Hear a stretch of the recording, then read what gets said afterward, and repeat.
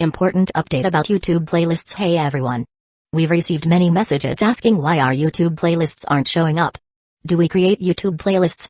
Yes, we absolutely do. So why can't you see them? Honestly, we're not sure. We've been in contact with YouTube support for several months now, but we still haven't received a clear answer or solution. After much discussion, our team has decided to take matters into our own hands. We believe the issue might be related to the number of playlists we've created on a single channel, possibly too many. Our solution? We're launching 2 additional YouTube channels, giving us a total of 3. This way, we can organize our audiobooks better and avoid the playlist visibility issue in the future. This change only affects our YouTube audience. If you're a patron supporter, you can still access all our audiobooks by visiting the collection menu on Patreon. Thanks so much for your time and continued support. Happy listening. I'm going to kill this woman. Nami growled, and Robin was even more terrified. Calm down, Nami, she's our prisoner. Luffy warned firmly, he didn't want to hurt Robin. TSK. Nami growled but cancelled her powers to the relief of a frightened Nico Robin, seeing that the other woman really could have killed her. See, you angered my navigator a lot, don't do that again. Luffy smiled at Robin with his hand on the shackle on her wrist. Robin stayed silent but was incredibly scared by all of this, trying to stay calm despite her eyes wavering in front of this man. Now let's go back, we need to organize our things before leaving the island.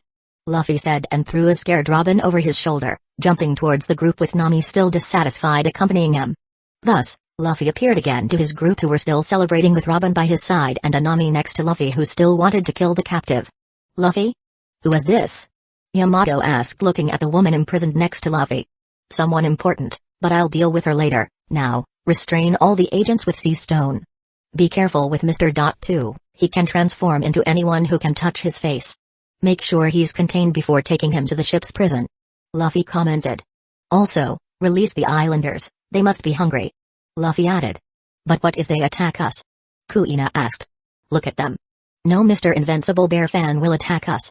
Luffy looked at the crowd that was looking at Bippo with stars in their eyes while still celebrating his victory over the agents. So, the citizens were untied, with them untying their other companions. But they weren't angry with the pirates, now they were celebrating and laughing while preparing food and drinks for everyone as if nothing had happened.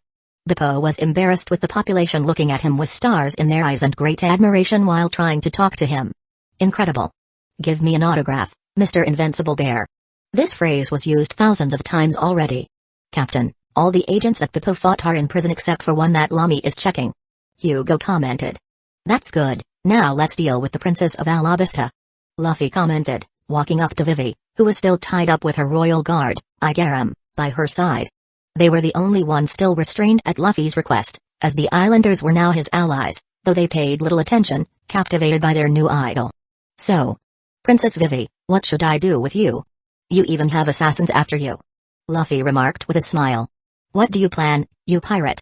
The former Mr. 8, Igaram, growled. Nothing much, I want. Luffy was interrupted by movement in the dark sky. There were still 2 Baroque Orcs agents flying above the island. A vulture and some kind of hamster that Luffy couldn't quite recall or was too far to identify. It seems there are a few leftovers. Usopp doesn't have his rifle, so I'll handle them myself. Seeing Usopp still dressed in his wrestling presenter outfit and without long-range weapons other than his pistol, Luffy decided to take action. Pointing his palm towards the sky, a purple flame grew and concentrated rapidly, grabbing everyone's attention due to its sudden brightness. Bang! More fruit model, amplify human devil fruit, speed, apply 40 times, the flame exploded like a cannon, causing even Vivi to try to cover her ears, unsuccessfully due to her tied hands. The flame burst from his hand and flew so fast that no one could react. In an instant, it exploded, and in the next, in a matter of milliseconds, there was an explosion in the sky, killing the vulture and its partner instantly. Boom. The flash and sound of the explosion would put even Mr. 5 to shame. What? Vivi and Igaram were shocked and disturbed by this. I just got rid of some pests. Luffy shrugged, unconcerned with the frightened faces of those 2. Man, this explosion is good, but I want to see how powerful it can be at my full strength. Luffy mumbled mentally, wanting to understand the maximum capabilities of his destructive power since he hadn't had time to test it yet. You're truly a monster. Vivi admitted for the first time, seeing Luffy's capabilities and unique powers. I wouldn't say that just from this attack. Luffy crossed his arms. What do you plan? Are you really going to take down Crocodile? She could no longer deny that this pirate and his group could take down the 7 warlords of the seas after what she saw tonight. They had several monsters among them, far beyond anything she had ever seen. Even Miss All Sunday turned into a prisoner of the group from one moment to the next. I plan to do that since I arrived in this sea. Luffy spoke calmly. And what do you plan for Alabasta? Do you want to take the country for yourself? Vivi growled, leaving even Igaram stunned because he still didn't know Luffy's plans. What? Does this pirate plan to take Alabasta too? The man shouted in alarm.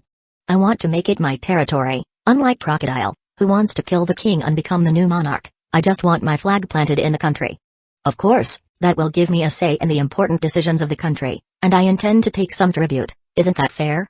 Luffy smiled. Then help our country, and it will become your territory. Vivi said, biting her lips. Princess, that's not possible. What this pirate suggests goes against the world government. Crocodile is an agent of the world government, Igaram. And look at what's happening because of that. Vivi argued. I'm going to do it anyway, but why would I do it just because you're asking? Luffy found it funny that the princess was asking for something he already planned. Because I'm the princess of the country? She said cautiously. That's not a reason for me to help you. As I said, I'll do it anyway. If you want me to help Alabasta and your family, I want something else then. Luffy said with a serious tone. What do you want? Alabasta is not a very rich country. She said. Simple. What I want. Luffy approached her, surprising her. Is you.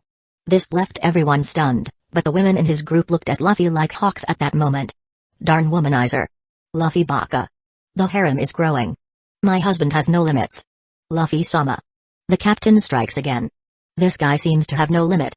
Yes, did you see how he looked at that Nico Robin? Yes, you can bet she'll be sharing the captain's bed soon. All the women commented, some with sarcastic voices, others dissatisfied, and some as if Luffy's attitude was normal. What are you saying? The princess is not a prostitute. Igaram quickly growled. This is my price, but I want her on my crew, not in my bed, only if she wants to, then I'll make her my woman. Luffy smiled at a blushing Vivi. What are you saying? She said with a red face. Well, that's my price, join my crew, and I'll save and benefit Alabasta like never in the last centuries. Luffy made his offer. I accept. She said even with a red tone on her face. Princess, you can't do this. Her guard protested. It doesn't matter, if it means saving my people, my father, and my country, I'll join the crew, but it doesn't mean I'll sleep with you. She said firmly, despite still being quite flushed. That's good, welcome to the group. Luffy smiled, he needed a few members without devil fruits to place some he saw in the store, and Vivi was a good candidate. System, crew, Vivi joined as a member of your crew. Luffy untied her with her guard after that. Princess, I hope you're doing the right thing. Igaram was still disturbed. I've already said, if it means saving my country, I'll go with them then. She said firmly. Igaram, don't get too comfortable, I have a job for you too. I want you to stay here and organize this place. Now, Whiskey Peak is my territory too, and I want to turn this place into a major producer of alcoholic beverages. Luffy spoke, leaving the royal guard even more stunned. How can you do that? These people belong to Baroque Works. Igaram spoke. Look at them, they're all Bippo fans now. While Igaram and Vivi watched perplexed the rapid transformation of the crowd into fervent Bippo fans, more creative products emerged as a result of the unusual episode. In addition to t-shirts, coasters, and rice cakes, the Bippo fever inspired a series of memorable items. Epic Bippo t-shirts. The t-shirts were true works of art, depicting Bippo in action, defeating Mr. 2 with his invincible expression.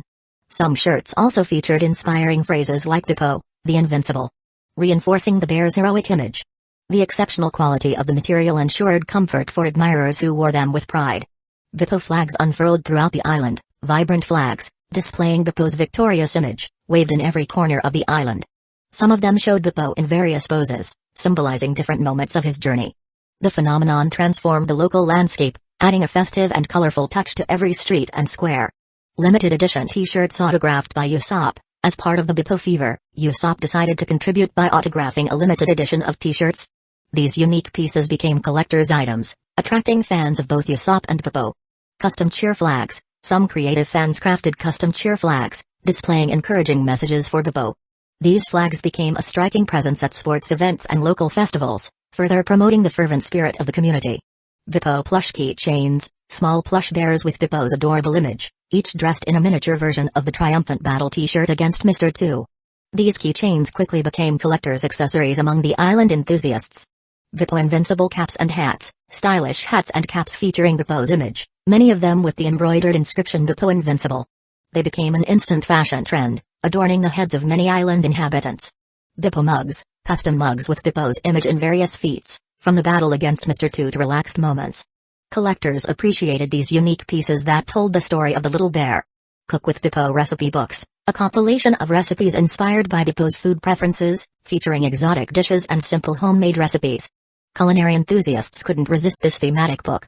Collectible Bippo trading cards, a set of collectible cards with exclusive images of Bippo in various poses and situations. Fans traded and collected these cards, becoming a craze among the young. The imagination of the island inhabitants flourished, and Bippo's popularity provided a unique opportunity for the creation of an incredible variety of products, further fueling the fever for the invincible bear.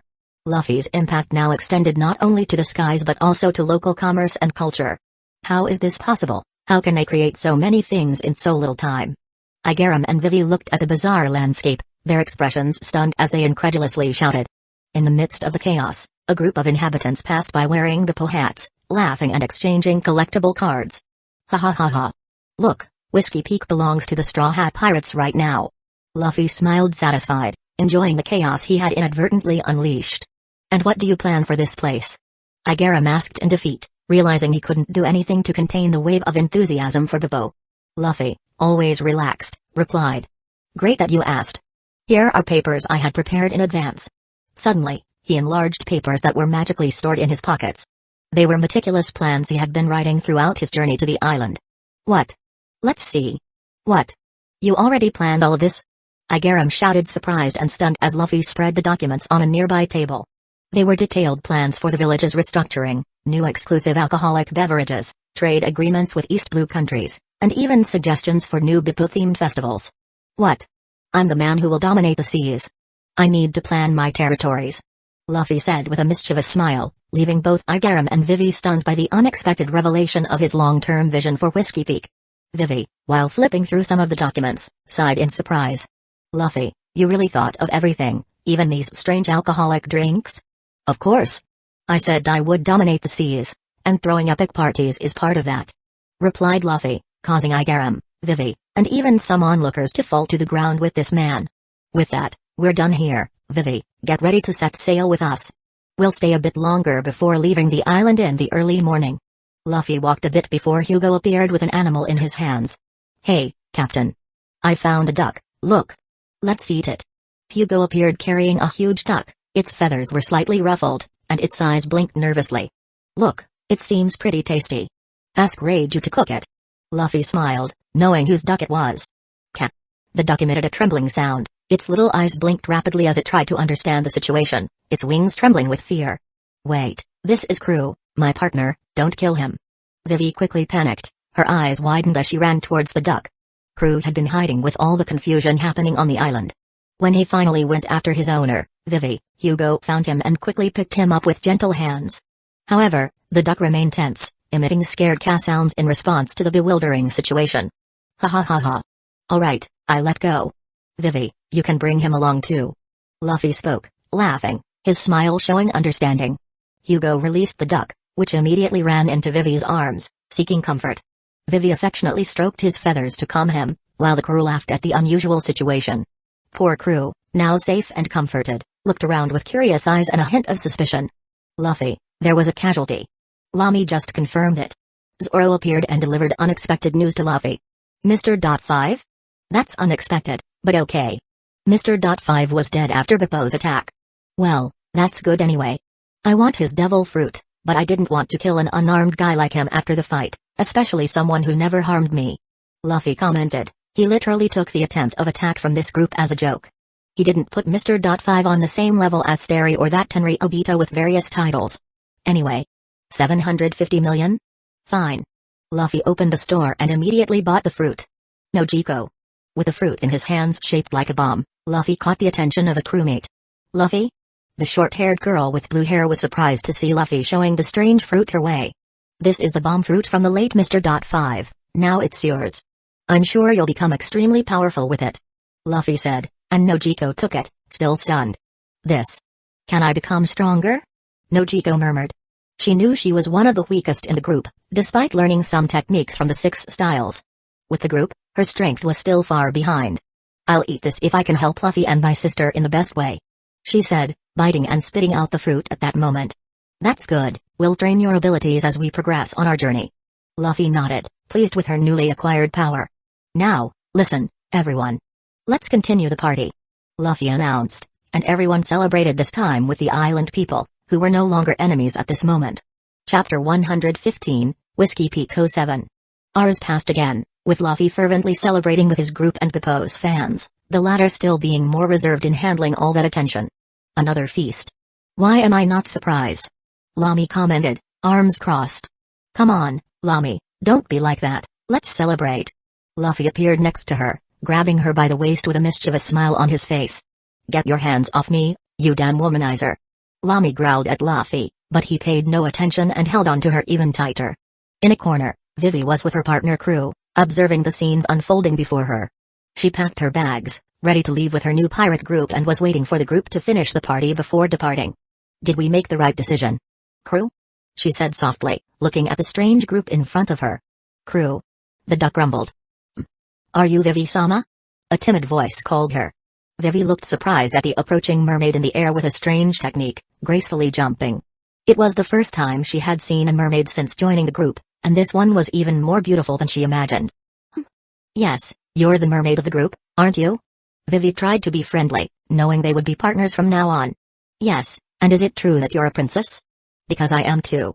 The mermaid said excitedly, as it was the first time she had met another princess. The exchange between them was full of curiosity, and a new friendship began to form amid the pirate celebration. You're a princess too? How did you end up here? Vivi was stunned by this. Luffy-sama summoned me in the East Blue, but I can't explain how. I'm from the Fishman Island, quite far from here. I heard that Alabasta is a country with a lot of sand. I'm looking forward to seeing this new kind of place. I've never seen a desert in my life. Shirahoshi was excited as she spoke. Indeed, Alabasta has its own beauty despite being a desert country. I love my country, and how about the Fishman Island? They say it's very beautiful there. Vivi was also curious about the underwater kingdom. Yes, in the Fishman Island, there is. While the princesses bonded, Crew was left aside. Crew. The duck lamented this, as he had nothing to add to the conversation. Woof. Sharky. Grr. Crew was surprised as other animals called to him while approaching. He found himself conversing with a dog, a shark, and a miniature whale. Thus, they started chatting in their own animal language. At the same time Vivi and Crew were bonding with their new group, Luffy and the others continued to drink, celebrate, and play their games. After a while, Luffy slipped away with Yamato to a remote corner of the island, beginning a private adventure that involved that beautiful woman. This lasted for hours, and it was dawn when the festivities finally stopped. Now, they were ready to leave the island with the crowd crying and bidding farewell as if they were true legendary heroes, especially with Bippo's performance tonight, gaining even more admirers during the second feast. The scene was magical, with lights flickering, fireworks starting to burst like echoes of the island's thanks resonating through the night air. Their journey was about to continue, but Whiskey Peak would always remember the visit of the Straw Hat Pirates, and now this island belonged to Luffy as well, a strategic point in this part of the sea that he would use very well for his plans. Just as they arrived, surprisingly, all the inhabitants were celebrating and bidding farewell, creating an atmosphere as festive as the one that initially welcomed them. It was as if the contagious energy of their arrival persisted, but with the surprising twist of intentions, as these inhabitants had initially wanted to capture them upon their arrival. That was funny. The first stop in the Grand Line was quite surprising and fun, commented Luffy, observing the excitement around him. Yes, let's move on to our next stop. Nami, set the eternal log for Little Garden, said Luffy, indicating the next adventure in his daring mind. Nami promptly went to her cabin, grabbing an eternal log for her wrist and another to hand to the helmsman, Ecchi, to navigate the ship. The night sky was sprinkled with twinkling stars, complementing the colorful scene of the party on the island. The farewell music still echoed in the distance, accompanying the last moments of the Straw Hat Pirates in Whiskey Peak. The crowd continued to wave flags and applaud, expressing gratitude for a visit that turned the ordinary into the extraordinary. As the Black Pearl sailed away, the lights of the island gradually dimmed, but the vision of the animation persisted in the crew's memory. The night in the Grand Line was just beginning, and the Straw Hat Pirates were heading for new adventures. I'm so sleepy. Me too, I'm going to my cabin already. I drank so much that I'll sleep on the deck tonight. You always do that, Zoro. Crew. Woof woof. Sharky? GRR. Does anyone understand what the hell these animals are talking about so seriously? Who knows? No one can speak all these languages. Shirahoshi understands Megalo and Laboon, Luffy and Yamato understand Chaochu, but no one understands the princess's duck. Crew became depressed at this moment. Don't cry, crew. Hey, what's that? Did you guys hear that too? Sounds like cannons? Bang. Bang. Bang. As the Black Pearl sailed through the sea, explosions echoed near the ship, raising columns of water in its wake. Hey, Luffy. There's a small fleet of ships ahead of us. Usopp shouted from the mast, drawing everyone's attention. Luffy, following Usopp's pointed finger, spotted 20 ships waiting for them outside the island, all displaying the Baroque Works organization's flag. They sent so many ships too? Vivi was frightened, observing the imminent threat. Well, leave it to me. I want to deal with them. Luffy spoke, moving decisively toward the bow of the ship. Let me show you the true power of an explosion. This is a good opportunity to see the extent of my current power using just a single hand shot. Luffy spoke calmly, and a tense silence enveloped the crew, watching what their captain planned. Even those who were sleepy became attentive at this moment to see what Luffy intended. What does he plan to do? Vivi seemed uneasy with the uncertainty of the moment. Watch. Luffy said, raising his hands as a flame began to illuminate the area around him, much more intense than the last.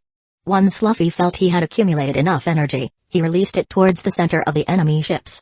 Earlier, he created an explosion in the middle of one of those ships to eliminate Baroque Works agents. This time, however, he planned something much more destructive. More fruit model, amplify human devil fruit, mass, apply 40 times, bang. Like the explosion of a shot, the space in front of Luffy exploded, and the flame flew forward, tearing through the air and making the sea below the flame react to it.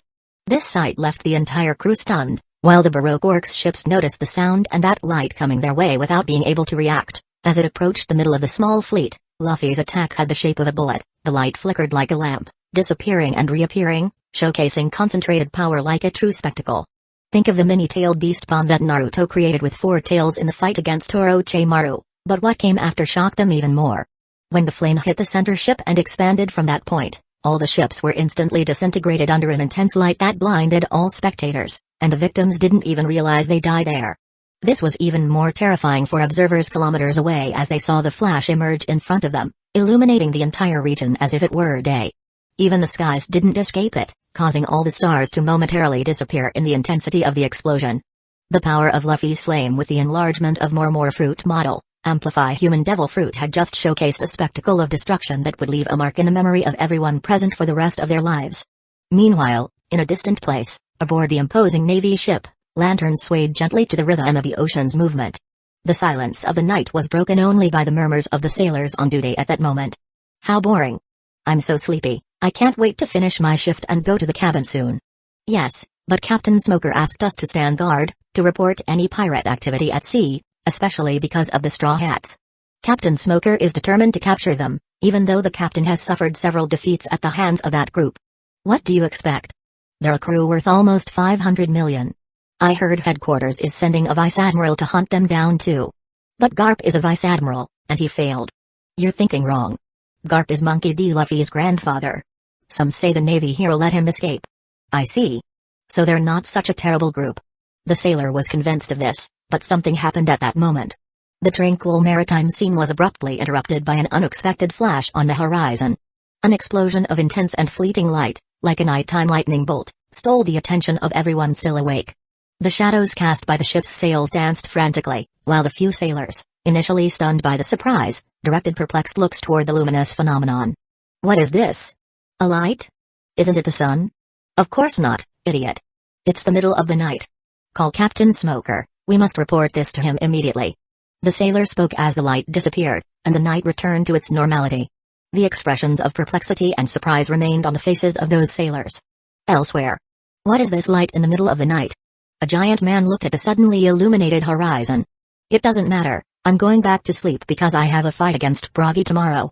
The giant spoke, ignoring the disappearing light and going back to sleep. While some could see the strange glow in the sky, in the location where the explosion happened, it was much more than a light show. Boom. The explosion was so colossal that it grew to the size of half of Whiskey Peak Island, visible kilometers away. However, the magnitude and distance of the event did not prevent the explosion from affecting everyone. Soon, all the foundations of the island trembled, and a forceful shockwave knocked everything in its path through the sea. At that moment, Luffy increased the weight of the ship by 40 times so it wouldn't go flying as well. Even so, the ship felt the impact, and almost everyone went to the ground at that moment. The sea area was consumed in intense heat, launching steam throughout the region, and the Black Pearl didn't escape being enveloped by the explosion of water in a gaseous state. What is this? Luffy is a monster. WHO can destroy the whole island. How did the captain have so much power all along? I want to leave. Luffy, you went overboard. Kaeru, I want to leave too, crew. Wolf grr. Ha ha ha, I guess I did go overboard, I didn't even know it could get so big. Luffy was a bit embarrassed while the ship was inside the curtain of vapor created by the attack, realizing how exaggerated the explosion was. He could have disintegrated half of Whiskey Peak and burned the other 30%. If that attack happened on the island in one of the corners, with only 20% of the island remaining intact, maybe destroying the entire island if he managed to hit the center. The air was filled with the smell of smoke and the persistent sound of some debris settling. The crew, still a bit stunned by the magnitude of Luffy's power, contemplated what had just happened.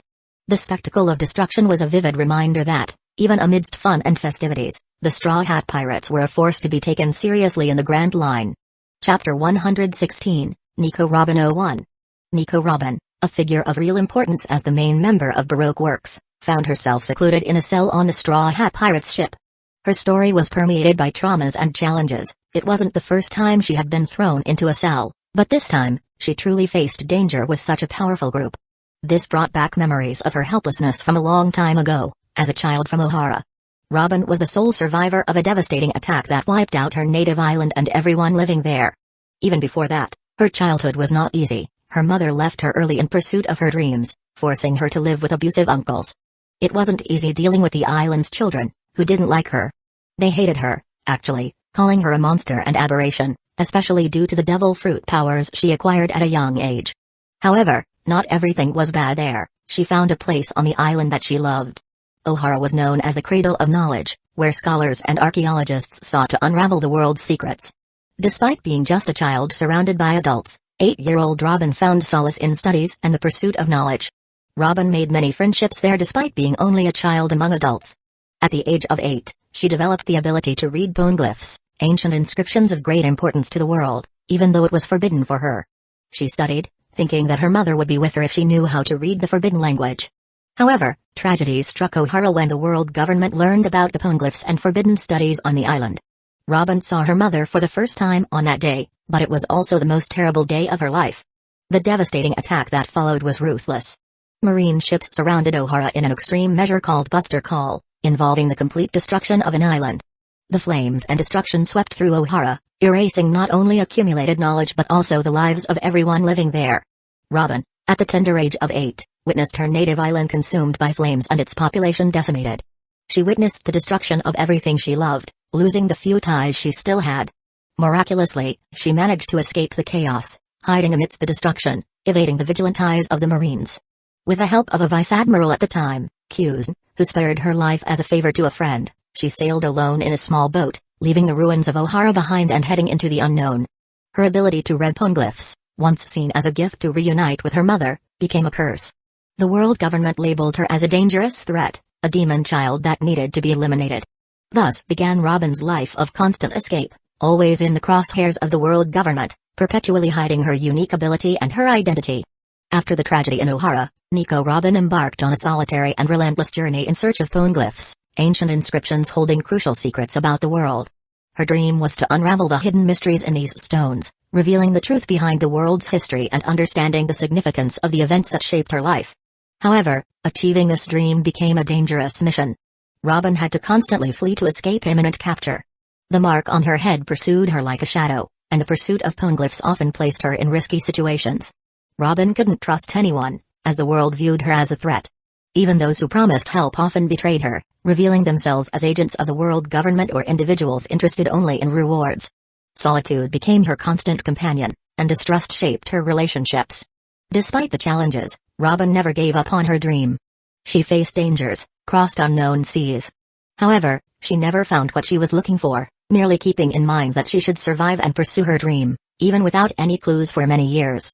After years of constant escape, Robin found herself tied to Baroque Works, a criminal organization that pursued its own dark interests. Under the alias Ms. All Sunday, she operated as a high-ranking agent of the organization, keeping her true identity a secret. However, even while working for Baroque Works, the reasons behind her actions were complex and often veiled.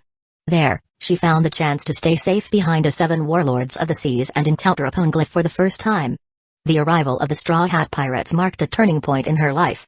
She had never felt so powerless. She knew she could never deal with these pirates, and it terrified her in her cell. She feared the unknown and what might happen to her confined with this group. She even began to believe that Crocodile couldn't handle this group and rescue her. Immersed in thoughts and regrets, she heard the door open. The cells held all the key agents of Baroque Works.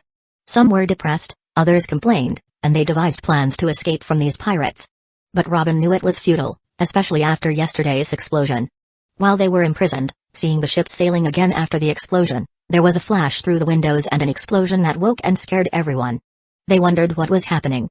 The explosion was more powerful than anything Robin had ever seen, and she knew these pirates were behind this power since the ship sailed easily without problems through the sea.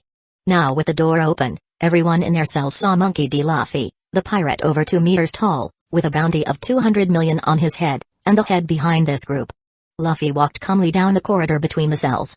Monkey-chan, can you give me one of those rice cakes from this morning? They were so delicious. Mr. Two said with enthusiasm. Even as a prisoner, he had an open personality. Sure, you're Bon Clay, right? Luffy commented with a friendly smile. He liked this character. They were just on opposite sides here, but that would change soon, and he would treat him well. Yes. Thank you. Monkey-chan. The man spoke joyfully. You shouldn't be so happy, we're prisoners here. Ms. Valentina muttered, with a sea stone shackle on her arm. What do you plan to do with us, pirate? Mr. 3 asked with his thin voice. The other agents stayed quiet, only Ms. Golden Week was crying. I'll deal with you once we're out of Alabasta, don't worry. I have another priority now. Luffy said as he stopped in front of a cautious Robin's cell. Silence took over the two as Luffy looked into her blue eyes for the next 30 seconds without wavering. Hello, Robin. Luffy broke the silence and greeted her while observing her through the cell bars. Hello, Monkey D. Luffy. Robin replied in a neutral tone, maintaining her calm exterior. Luffy directed his gaze to Robin's blue eyes and let out a sigh. It's a shame we started as enemies. Luffy commented, expressing a slight regret. We are enemies. Robin responded coldly, reinforcing the barrier between them. But we don't have to be. Luffy countered calmly, as if offering an alternative. Why wouldn't we be? I'm in my own organization, and my boss wants you captured or dead. Even though he made a big mistake here underestimating your strength. Robin retorted, pointing to the situation that surrounded her. Maybe I can make you join me and leave Baroque Works. Luffy suggested, maintaining hope in his gaze. I doubt there's anything that would make me abandon years in Baroque Works. Have you considered how I might betray you later? Robin said rationally, challenging the offer. Luffy looked at her seriously, as if considering every word.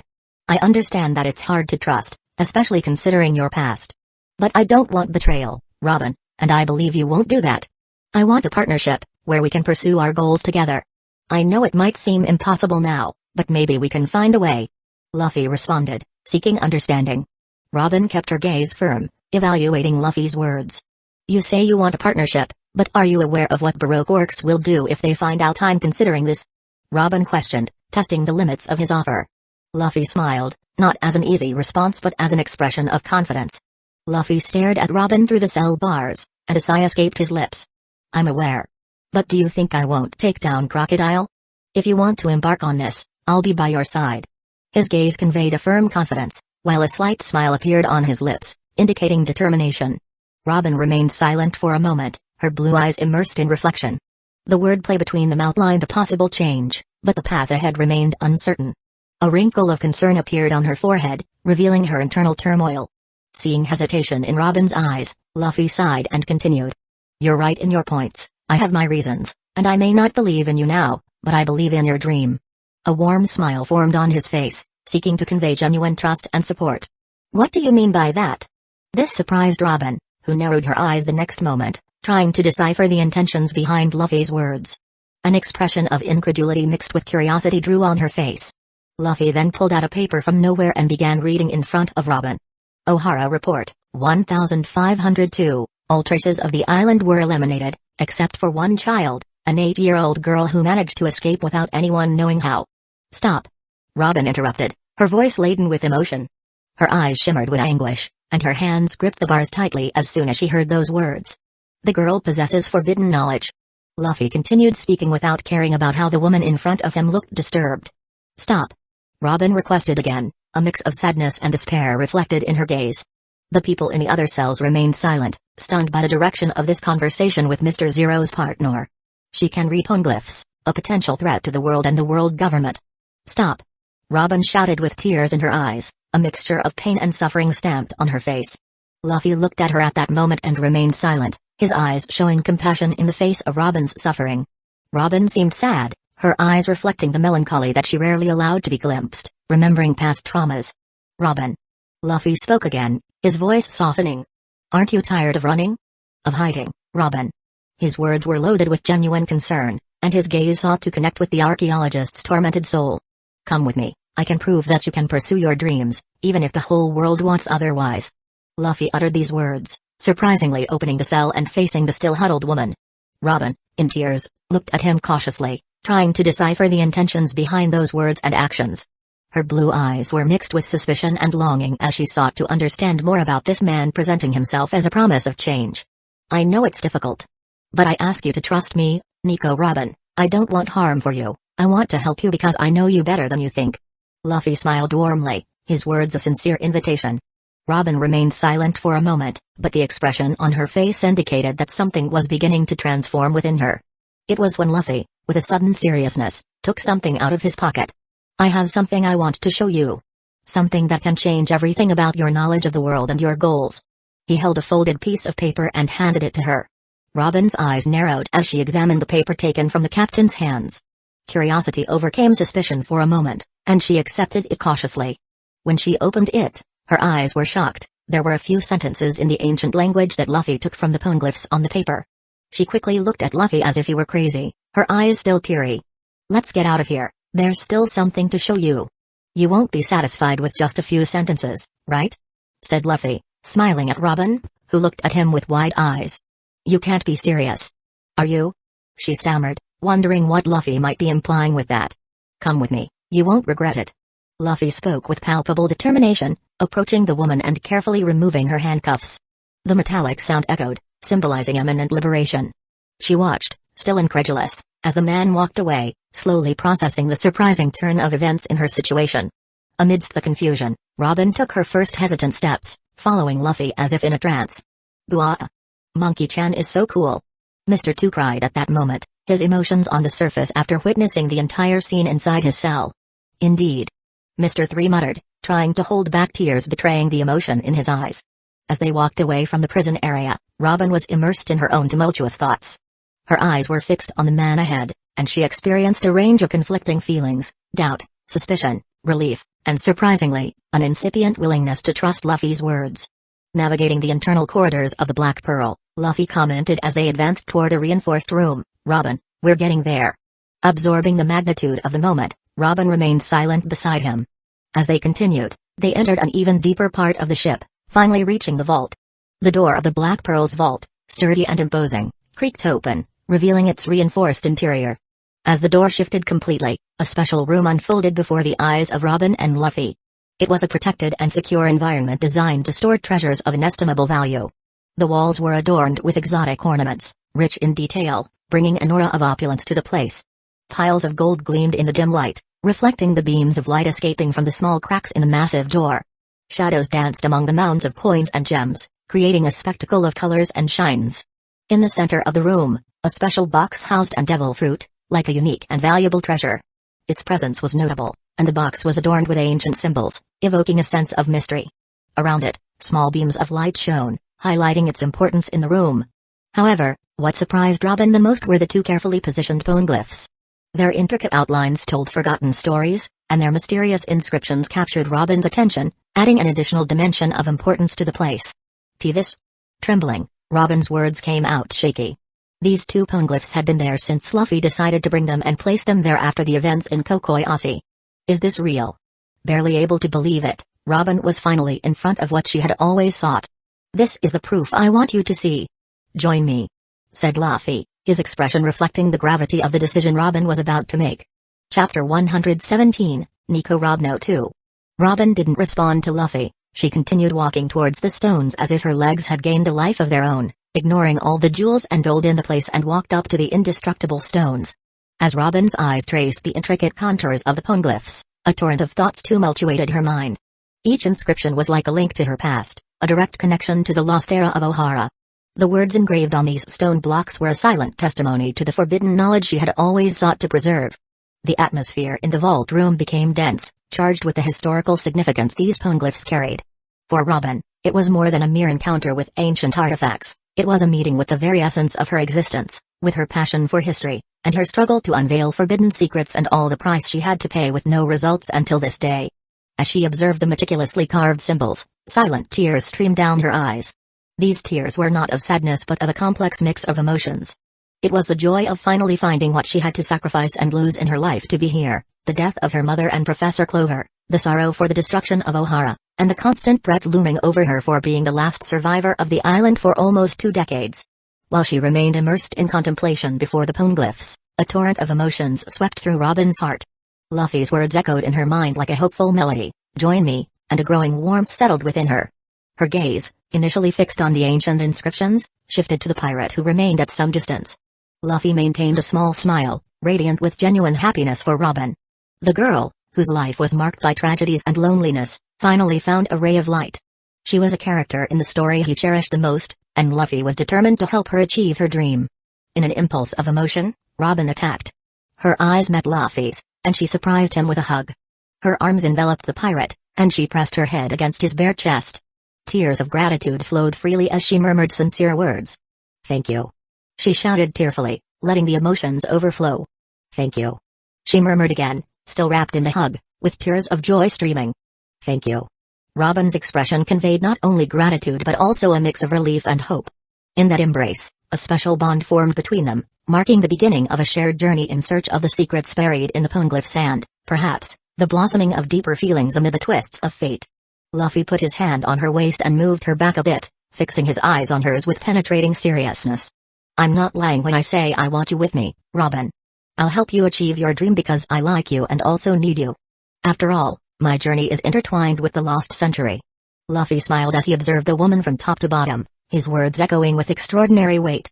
Robin finally realized the unsettling closeness with that man and stepped back a bit, her face turning a shade of red as she realized the unintentional boldness. "Sorry for that," she murmured, embarrassed. "Ha ha ha.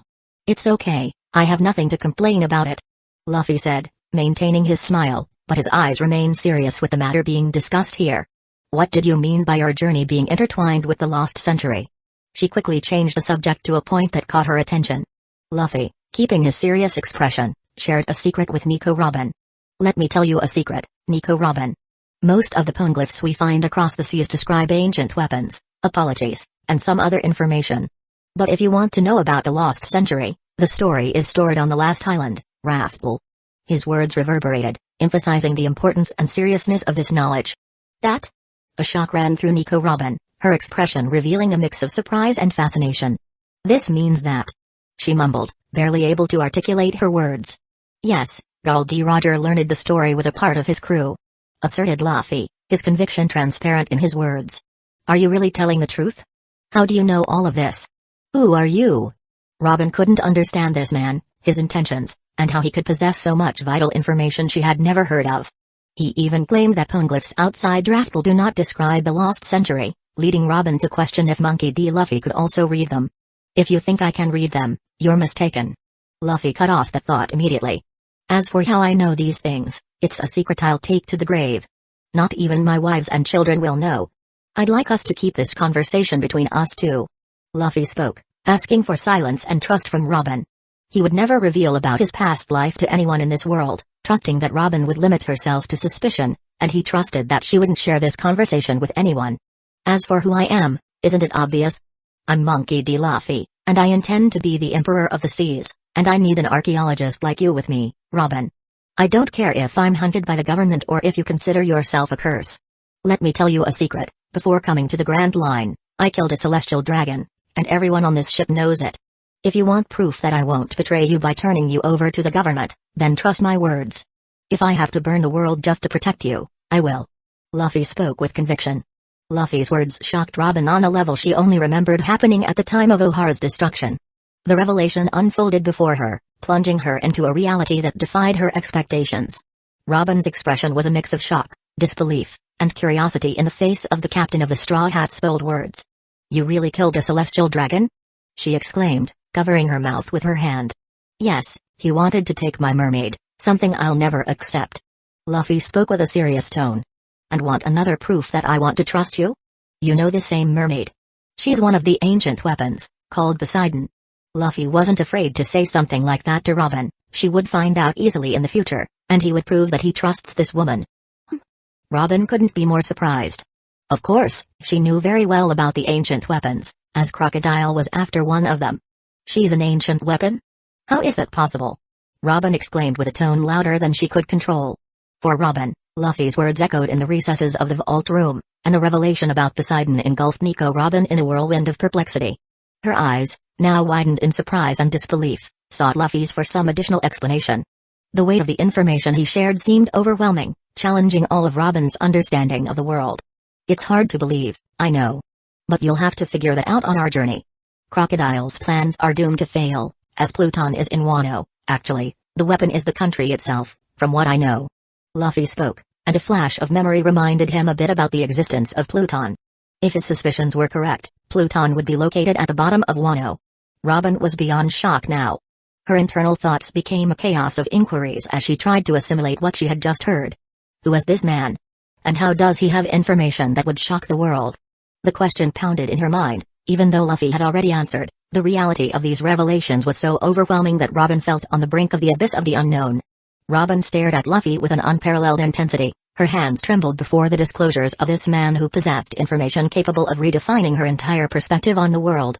Luffy's desire to reach Raftel sparked in Robin a flame of hope that had been dormant until then.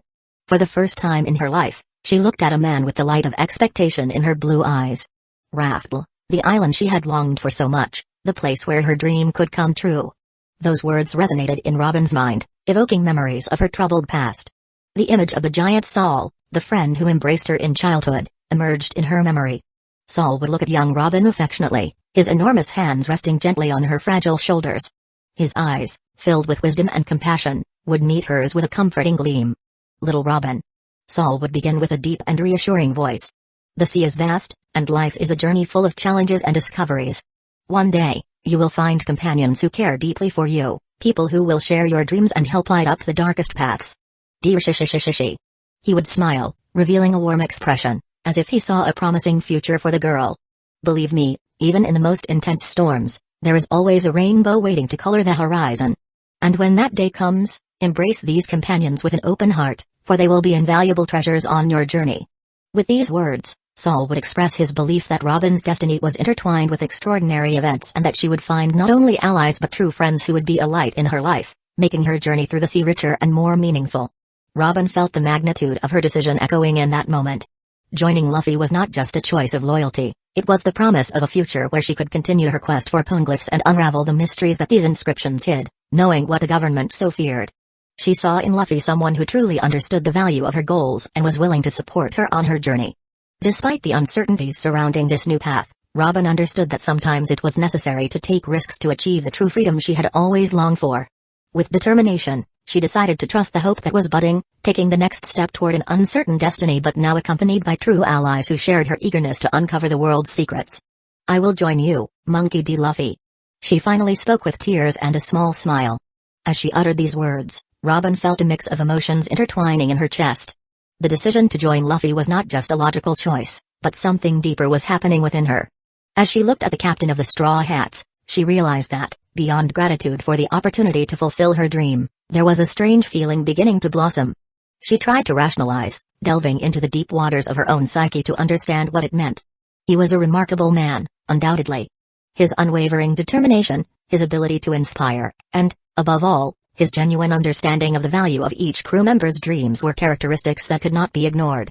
Robin was not accustomed to trusting or depending on anyone, but there, in that moment, something began to change. Perhaps it was the way Luffy looked at her, as if he saw beyond the scars of the past, or perhaps it was the promise of a true camaraderie that she had never experienced before. System, crew, Nico Robin has joined as a member of your crew, ha ha ha ha ha. That's great, welcome to the group, Robin. Luffy smiled at the message and was happy to have someone like Robin, even before reaching Alabasta. Chapter 118, Nico Robin No 3. Now let's read these stones, I've always had doubts about them. I need you to give me a translation of them, commented Luffy, and Robin nodded after stepping away from him, despite feeling some conflicting emotions. Robin approached the first stone, her eyes tracing the intricate lines that told the story of the devil fruit hidden since the lost century, Cerberus. Each character seemed to pulsate with the mythical essence of the triple-headed beast, and her delicate hands traced the inscriptions as if unraveling the secrets of nature itself. As Robin read the stone, her gaze shifted from the stone to the adjacent devil fruit. So there's a poneglyph that speaks only of the fruit? Luffy thought, observing Robin's behavior. While reading about the powers of the heads, Robin's expression remained undisturbed, but her eyes reflected intense curiosity. The mystery surrounding the fruit seemed to deepen as she continued reading. Her gaze traveled over the words, while her mind speculated on the full extent of the powers of this devil fruit. Fire, lightning, ice. Elements that transcend the normal capabilities of a devil fruit. What creature is this that embodies these divine gifts? Robin found herself captivated by the duality between the known and the unknown as the legend of this creature unfolded before her. A aura of mystery hung over the description, leaving Robin with a sense of fascination and restlessness.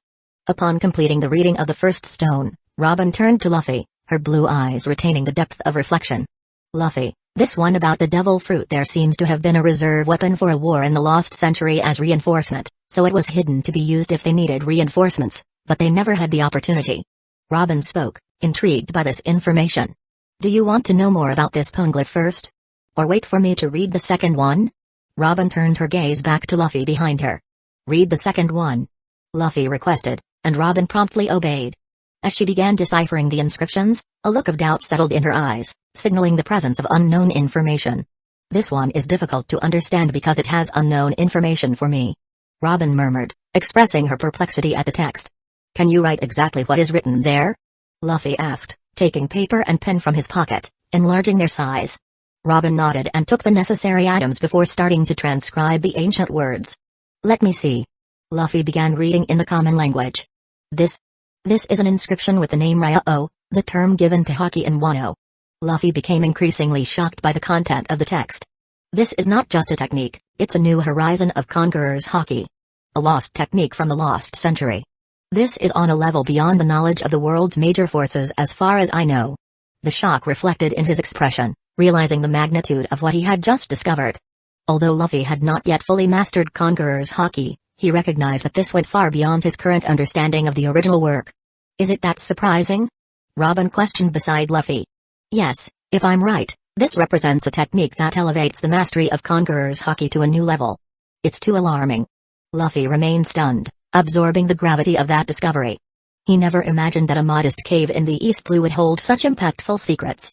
What happened there when we found the gold still remains a mystery, but certainly the techniques and the fruit are from the lost century. This is good, very good. I may not have value for this information, and about what happened, maybe I can train my voice over all things abilities. These poneglyphs can tell me what happened in the cave. Luffy briefly pondered the mysteries surrounding the encounter with the gold, recognizing the preciousness of the techniques and the fruit linked to the lost century. Feeling that these discoveries had a profound significance, he considered the possibility of enhancing his ability to hear all things to unravel the hidden secrets in the poneglyphs. With a glimpse of excitement, he decided to reserve that perspective for the future. I'll keep that stored for the future. Now, can you tell me about the devil fruit? Luffy directed his attention to the mysterious fruit. Yes, it's a mythical beast called Cerberus. A mystical entity with 3 heads, each possessing an elemental domain. Fire, lightning, and ice. A triple force echoing through the ages. Every aspect of this being is a manifestation of power, a fusion of myth and reality. Robin continued sharing intriguing information about this devil fruit with Luffy. So, Cerberus. A name resonating with triple elemental powers. Luffy murmured, assimilating the information about the devil fruit. His eyes didn't express the same amazement as before, but rather intense curiosity. Fire, lightning, and ice, huh? That's amazing. A fruit that incorporates elements in 3 different forms. Does that mean whoever eats it would have control over all these powers at the same time? Robin nodded, observing the fascination in Luffy's eyes. Exactly, It seems to be an extraordinary fruit. The person possessing Cerberus's powers would have at their disposal a diversified range of abilities, each associated with a different head. Luffy scratched his head, thoughtful. Imagine using fire, lightning, and ice all at once. It would be incredible in a fight. This fruit seems to have enormous potential. Yes, the potential is vast, but it also brings challenges. Balancing and mastering 3 distinct types of powers is not an easy task, even for people with exceptional abilities. Robin added a note of caution to Luffy's excitement. Luffy, with his characteristic smile, didn't seem concerned about the complications. Well, I have the ideal candidate for that, and he's not a person. Luffy approached and took the fruit, deciding that he would have the opportunity to eat it and gain its powers. Let's introduce you to the others. You're my companion number 19. I'm glad you're with us. Luffy smiled lit up the environment as he exited the vault, casually closing it. Robin, in turn, merely nodded, maintaining her characteristic composure. Although not easily shaken, the presence of Luffy and the unique aura of his crew were unmatched, creating a slight buzz of nervousness in her mind. Following Luffy towards the deck, Robin silently contemplated the peculiar composition of the crew. Each member was unique, with extraordinary abilities and personalities. The idea of being the 19th member of this exceptionally talented team evoked a sense of responsibility and, at the same time, an opportunity for growth. As they reached the deck, Luffy was met with the lively scene of his crew engaged in various activities. Each member was immersed in their own world, enjoying leisure time in various ways. Robin observed attentively, noting the diversity of things this crew was doing at the moment. Many beach chairs were extended while some sunbathed, enjoying refreshing drinks. The sniper was in the shade, cleaning his weapons. A man and a woman were training with wooden swords and weights. Some were looking at the horizon at the ship's edge, while others rested on the mast. A fishman was cheerfully frying some snacks. Animals ran around playing with each other. A dog, a shark, a whale, and a duck. Robin couldn't help but express surprise at this strange group. Luffy raised his hand, drawing the attention of his lively crew enjoying their time on the Black Pearl's deck. With a radiant smile, he began the introductions. Guys, I have an amazing person to introduce to you today. This is Nico Robin, the newest member of the Straw Hat Pirates and our companion from today onward. What? Vivi was the first to react, with surprise and a hint of anger mixing in her words. Nami, on the other hand, still carried perceptible resentments. Her eyes reflected a mixture of distrust and anger, as Robin had spied on Luffy and her the night before. This woman, she began to say, but was interrupted by Luffy's firm voice. She's our companion from now on. I trust her, and I want you all to do the same. I won't tolerate anyone hurting her, no matter your disagreements with her. Unlike previous situations when Luffy recruited Nami and the crew acted with suspicion, things were different now. Luffy was serious, conveying a determination he hadn't shown in the same way in the past. He made it clear that Nico Robin was someone he wanted in his group. Luffy understood that by giving her a new purpose and the hope of achieving her dream, Robin would become a reliable ally. Any doubts she might still have about their ability to protect her would dissipate over the journey. Luffy's unequivocal expression of trust set a new tone for the crew, highlighting the importance and value he attributed to Robin's presence among the Straw Hat Pirates. Well, let me introduce her to everyone. Luffy continued introducing his eclectic crew. First, we have Zoro. The swordsman I trust my life with when it comes to fighting, but I don't trust his sense of direction. Zoro waved casually, maintaining his characteristic pose, though he was taken aback by Luffy's second comment. Next, Lami. She's our doctor, super competent, and always ready to face any challenge. Lami waved with a smile, holding her medical kit. Bippo. Our strategic advisor, sharp in politics and economics. He's a polar bear, but don't let that fool you, he's quite funny. Bippo waved with a cheerful smile. Chow Chu. A loyal and brave companion. He only speaks by barking, but we understand him very well, right, Luffy? Chow Chu barked, and Luffy laughed, confirming. Our sharpshooter, Usopp. He's amazing with firearms and always surprises us with his skills. Usopp waved with his rifle in hand. Nami, the navigator. You already know her a bit, she has a powerful devil fruit and is essential for our journey across the seas. Nami waved with a neutral tone, not smiling at Robin. Ladies and gentlemen, Reiju. She's our amazing cook and also the most elegant and powerful in the crew. Reiju made a graceful bow. Ecchi, the octopus. Despite his 8 arms, he's a cool guy and makes a great dish. Ecchi waved, smiling friendly. And this is Nojiko. Nami's sister, who joined us after falling in love with me. That's right, love at first sight.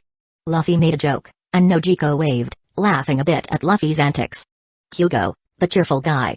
He's easygoing, likes peace, but has a big goal, so don't underestimate him. Hugo waved cheerfully. Yamato. Our warrior, as foolish as funny but incredibly loyal and strong. Yamato gave a bold wave. Megalo, our shark. Megalo quickly said. Sharky, Sharky, Sharky, Sharky. While everyone laughed. Vivi, she's a new companion like you. Vivi waved but maintained a forced smile. Alvida, my loyal and determined companion. Alvida waved confidently. We also have Laboon, our newly recruited companion. Let's fulfill his dream on this journey. And, of course, Crew. Our faithful bird companion, always accompanying us on adventures. Crew made his characteristic sound while receiving affectionate looks from everyone. And finally, our mermaid, Shirahoshi. She's our curious and brave girl, ready to face anything. Luffy pointed to Shirahoshi, who smiled shyly. With everyone introduced, Luffy concluded with his characteristic smile, and this is the Straw Hat Pirates crew. Your new group, everyone supports each other here, we're family. The crew members greeted Robin in unique ways, turning the gathering into a vibrant mosaic of personalities. Friendly smiles, enthusiastic waves, and even some more reserved gestures composed a warm setting for the latest addition to the Straw Hat Pirates. Listen up, everyone. Luffy commanded their attention, and immediately, all turned their faces toward him, eager to hear what the captain had to say. Anyway, this woman translated some things on those poneglyphs. First, it's about the history of that shipwreck. There's no information about it, but I intend to find out in the future anyway, so the ship appearing in the middle of a cave remains a mystery. One of the poneglyphs talks about a technique that will be used in the future by some of you. Suspense hung in the air as gazes turned to Luffy, anxiously awaiting more details. Now, the other matter is about this devil fruit. Luffy displayed the tricolored apple with enthusiasm. So, what is it? Usopp asked, showing his curiosity. It's a mythical zone too. Luffy's eyes were shining with excitement at that moment. Really? What's its name and model? Yamato became instantly interested. Dog fruit model, Cerberus. Luffy announced, eliciting surprise and fascination among the crew members. So? Kuina murmured, while whispers of speculation spread through the crew, already imagining who would consume it. Exactly, Chaochu, this fruit is yours. The captain said confidently, pointing to the loyal canine companion. Bark? Chaochu whimpered, apparently confused by the revelation. Eat it, you're perfect for it. Your strength will greatly increase. Luffy asserted, encouraging Chaochu. Chaochu hesitated for a moment, looking at the fruit, but finally took the initiative to eat it. Despite spitting out at the first bite, he understood that it would strengthen him and consumed the rest of the fruit. The act was met with varied expressions, from surprise to admiration, as the crew witnessed another twist in the abilities of their comrades. Chapter 119, Training. Chaochu ate the fruit in front of everyone, and at that moment, Luffy noticed the system sending a progress notification about his dog within the crew. Ha ha ha ha. I can see that you've gotten stronger. How do you feel, Chaochu? Wolf wolf. Chaochu barked enthusiastically. That's good. Unfortunately, we still don't know much about your powers and your final form, but we'll start your training on the next island. Nevertheless, that doesn't deny that your fruit is quite powerful, Luffy smiled with satisfaction. Woof. Woof. Chaochu responded, wagging his tail. In the meantime, since we're on the open sea, let's strengthen your bodies in the training room until we reach our destination. Luffy spoke and turned to the new members of the group. Vivi, Robin, and crew, you will begin your training as well. Now that you're part of this crew, let's start with the 6 styles to improve your bodies, as you're quite weak at the moment and need a minimum strength to face our upcoming challenges. Luffy said, and everyone nodded. The captain led the group towards the training room, the space designated for skill enhancement and learning new techniques since he began training in the 6 styles. While each member dedicated themselves to their training in different corners of the room, Luffy chose to specifically guide the 2 girls in the application of instant transmission to improve their mobility, while the duck trained the slashing kick. The initial focus was on agility, an area Luffy knew to be crucial in overcoming the weaknesses of his new companions. He envisioned Robin's potential as a true weapon of destruction, imagining the creation of many hands through her fruit and the deadly effectiveness of the finger pistol technique at a stage where she could use the air like bullets. However, he decided to start with the basics, focusing on developing agility as the foundation for defense, as he himself managed to capture her. For Vivi and Robin, the surprise was evident as they started training in the first few minutes, and Luffy, known for his laid-back nature, transformed into a strict and relentless instructor under his guidance. Under his direction, the 2 were pushed to the limit of their abilities, and that didn't satisfy the captain as they faced intense pain and challenges from the intensive training. Great. Now, again. and again. Until every move is as natural as breathing. But we're tired. No time for laziness. I want to see you stronger, faster. Understood? That is heavy. Vivi complained, expressing the difficulty of the exercise. Keep going, you can do better than that. Some time later, Vivi and Robin were sprawled on the floor, unable to move. What? You're already on the ground? We haven't even started your first day. This is outrageous, let us rest. Vivi shouted in despair. Meanwhile, Robin remained silent, but her expression made it clear that she wasn't enjoying the rigor of the training. Her silence spoke volumes about the intensity of the session. Stop complaining, declared Luffy, crossing his arms with determination. You need to get stronger. The seriousness in his expression made it clear that, for Luffy, the path to strength was not easy but essential to face the challenges that lay ahead. Luffy, I already hate you, Vivi murmured, but Luffy didn't pay attention to her drama. While the rest of the crew went into their joint training, mastering the third technique of the 6 styles for the most part in the next 3 days, Luffy was satisfied with this progress over the days as he looked at the system sitting alone on the ship's bow in the early morning. It's time to take my skills to a new level, Luffy muttered to himself, recalling the crew's efforts in training over the past few days. Instant transmission, moonwalk, iron body. All these techniques have been useful so far, but it's time to expand my repertoire and some for those that I haven't even started because I wanted to improve the body and adapt it just like the crew first. Analyzing the individual capabilities of his crew, Luffy recognized that not all techniques would be applicable or match everyone's combat style. Each member had their own unique abilities and style, and forcing them to learn everything would be counterproductive before moving on to the next level.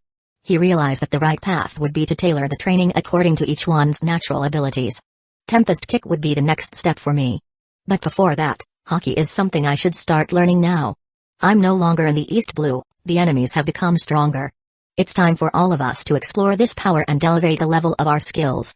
He reflected, aware that hockey development would be crucial to facing even bigger challenges now. Our priorities have always been clear: strengthen our fundamentals, learn specific techniques, and, above all at this moment, be ready to master hockey. With that, we'll reach new horizons of power and become unstoppable no matter what comes our way. Luffy took out a board from his pocket and began writing to create a priority list for the training of all members. Individual training, 1. Luffy, improve, devil fruits, improve, swordsmanship, improve, instant transmission, improve, moonwalku, improve, iron body, learn, armament hockey, learn, observation hockey, improve, conqueror's hockey, tempest kick, finger pistol, kami, rokugan, voices of all things, lost century secret technique 2. Yamato, improve, devil fruit, improve, swordsmanship, improve, moonwalku, improve, instant transmission, improve, iron body, learn, tempest kick, improve, armament hockey, improve, observation hockey, improve, conqueror's hockey, lost century secret technique 3. Shirahoshi, improve, moonwalku, improve, instant transmission, learn, iron body, tempest kick, finger pistol, kami, rokugan, trident technique, learn, armament hockey, observation hockey, learn, conqueror's hockey, Poseidon, lost century secret technique 4. Megalo, improve, iron body, improve, finger pistol, moonwalku, instant transmission 5. Zoro, improve, swordsmanship, improve, instant transmission, improve, moonwalku, learn, tempest kick, iron body, learn, armament hockey, observation hockey, learn, conqueror's hockey, lost century secret technique 6. Lami, improve, devil fruit, improve, swordsmanship, improve, instant transmission, improve, moonwalku, improve, iron body, tempest kick, learn, armament hockey, observation hockey, learn, conqueror's hockey, lost century secret technique 7. Bippo is the most talented in the 6 styles, improve, tempest kick, improve, finger pistol, improve, instant transmission, improve, moonwalku, learn, iron body, kami, rokugan, armament hockey, observation hockey 8. Chaochu, improve, finger pistol, improve, iron body, learn, instant transmission, improve, devil fruit, moonwalku, observation hockey 9. Usopp, improve, weapons, improve, instant transmission, improve, moonwalku, learn, iron body, learn, observation hockey, armament hockey, tempest kick, finger pistol, kami, rokugan 10. Nami, improve, devil fruit, improve, swordsmanship, improve, instant transmission, improve, moonwalku, learn, iron body, armament hockey, observation hockey, tempest kick, finger pistol, kami, Rokugan 11. Reijo, improve, Moonwaku, improve, instant transmission, improve, iron body, improve, tempest kick, finger pistol, Kami, Rokugan, learn, armament hockey, observation hockey, learn, conqueror's hockey, lost century secret technique 12. Fugo, improve, iron body, improve, finger pistol, improve, instant transmission, Moonwaku, Kami, tempest kick, Rokugan, armament hockey, observation hockey 13. Nojiko, improve, Kami, improve, instant transmission, improve, devil fruit, learn, Moonwaku, tempest kick, finger pistol, Rokugan, armament hockey, observation hockey 14. Haki, improve, swordsmanship, improve, tempest kick, improve, finger pistol, learn, instant transmission, Moonwaku, iron body, Kami, Rokugan 15. Kuina, improve, swordsmanship, improve, instant transmission, improve, Moonwaku, learn, iron body, tempest kick, armament hockey, observation hockey, conqueror's hockey, finger pistol, Kami, Rokugan, lost century secret technique 16. Alvita, improve, swordsmanship, learn, instant transmission, Moonwaku, iron body, tempest kick, armament hockey, observation hockey, finger pistol, Kami, Rokugan 17. Laboon, learn, iron body, instant transmission, Moonwaku, finger pistol 18. Vivi, learn, instant transmission, Moonwaku, iron body, tempest kick, armament hockey, observation hockey, finger pistol, Kami, Rokugan 19. Crew, learn, tempest kick, instant transmission, Moonwaku, observation hockey 20. Nico Robin, learn, instant transmission, Moonwaku, finger pistol, iron body, tempest kick, armament hockey, observation hockey. Luffy made it a point to remove some techniques from their list with certain members because he knew they couldn't learn them or that they didn't seem useful. He simply prioritized what they needed to learn by the end of their journey. He also had a priority to learn to use all 3 hockey types before the war, in case it still happened. However, if the war at the top were to happen, he intended to save Ace, even if it meant taking down Whitebeard and the entire Marine Force, even if the idea seemed impossible. Luffy not only trained the girls in these days, determined to improve their skills, but he also immersed himself in sword training, focusing on mastering his sword technique, which was starting to yield results.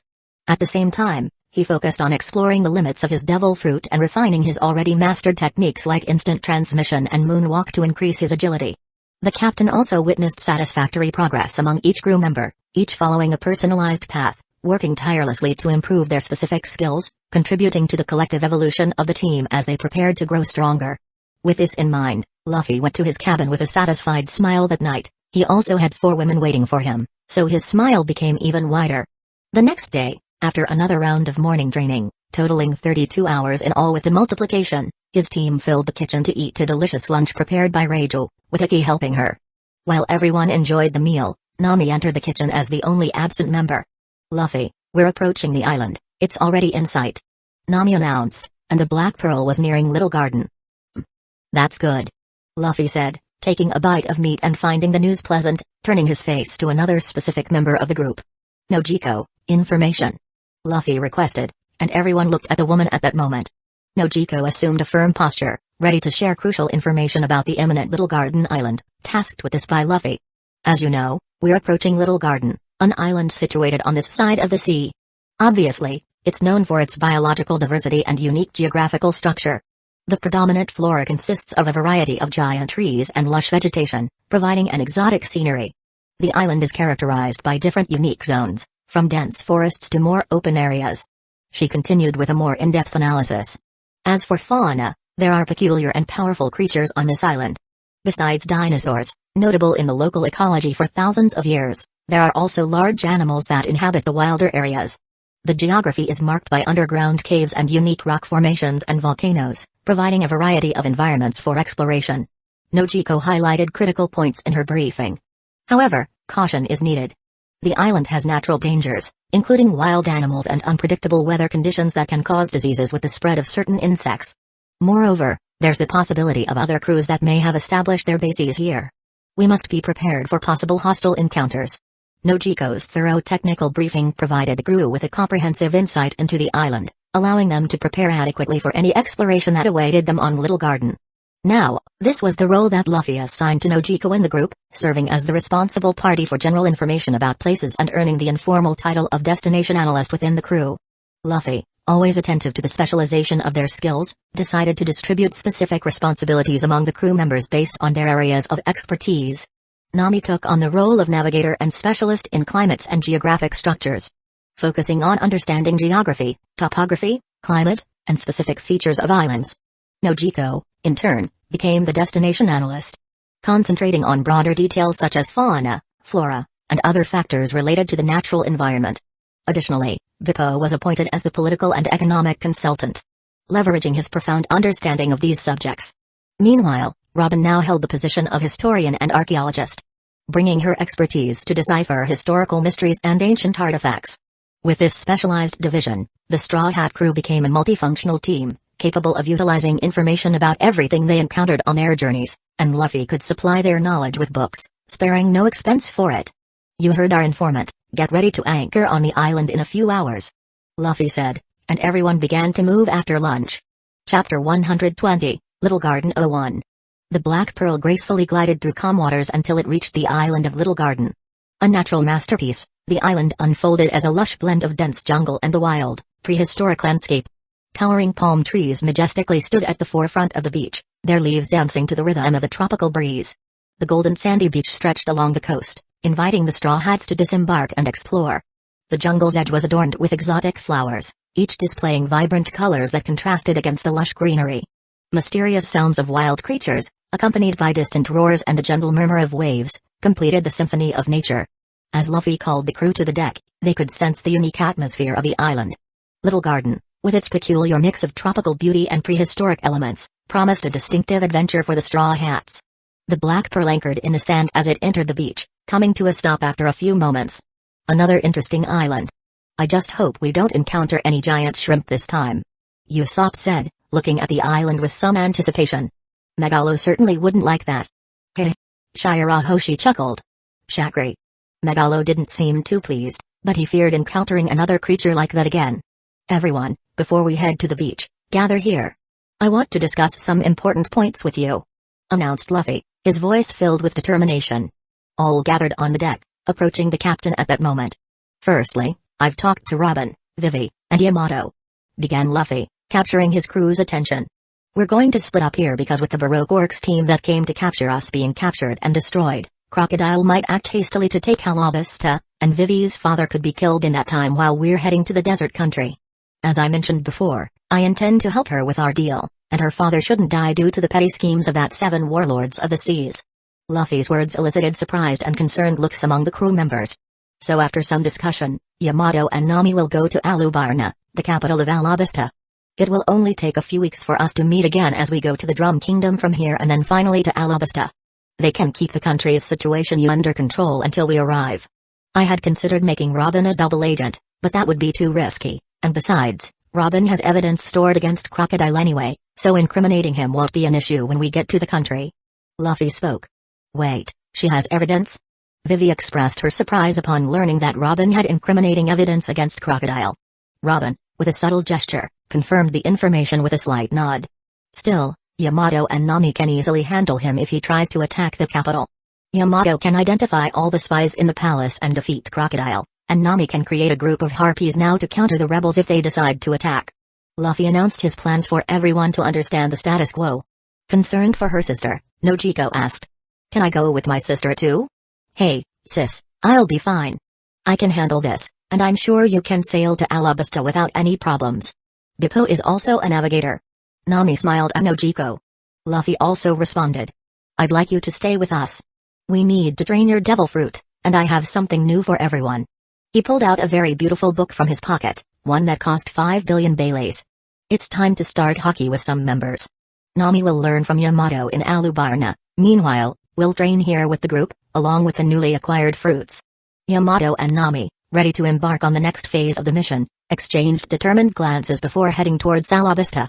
Nami sprouted wings and an eternal logbows on her wrist, ready for the journey ahead, while Yamato leaped using moonwalk.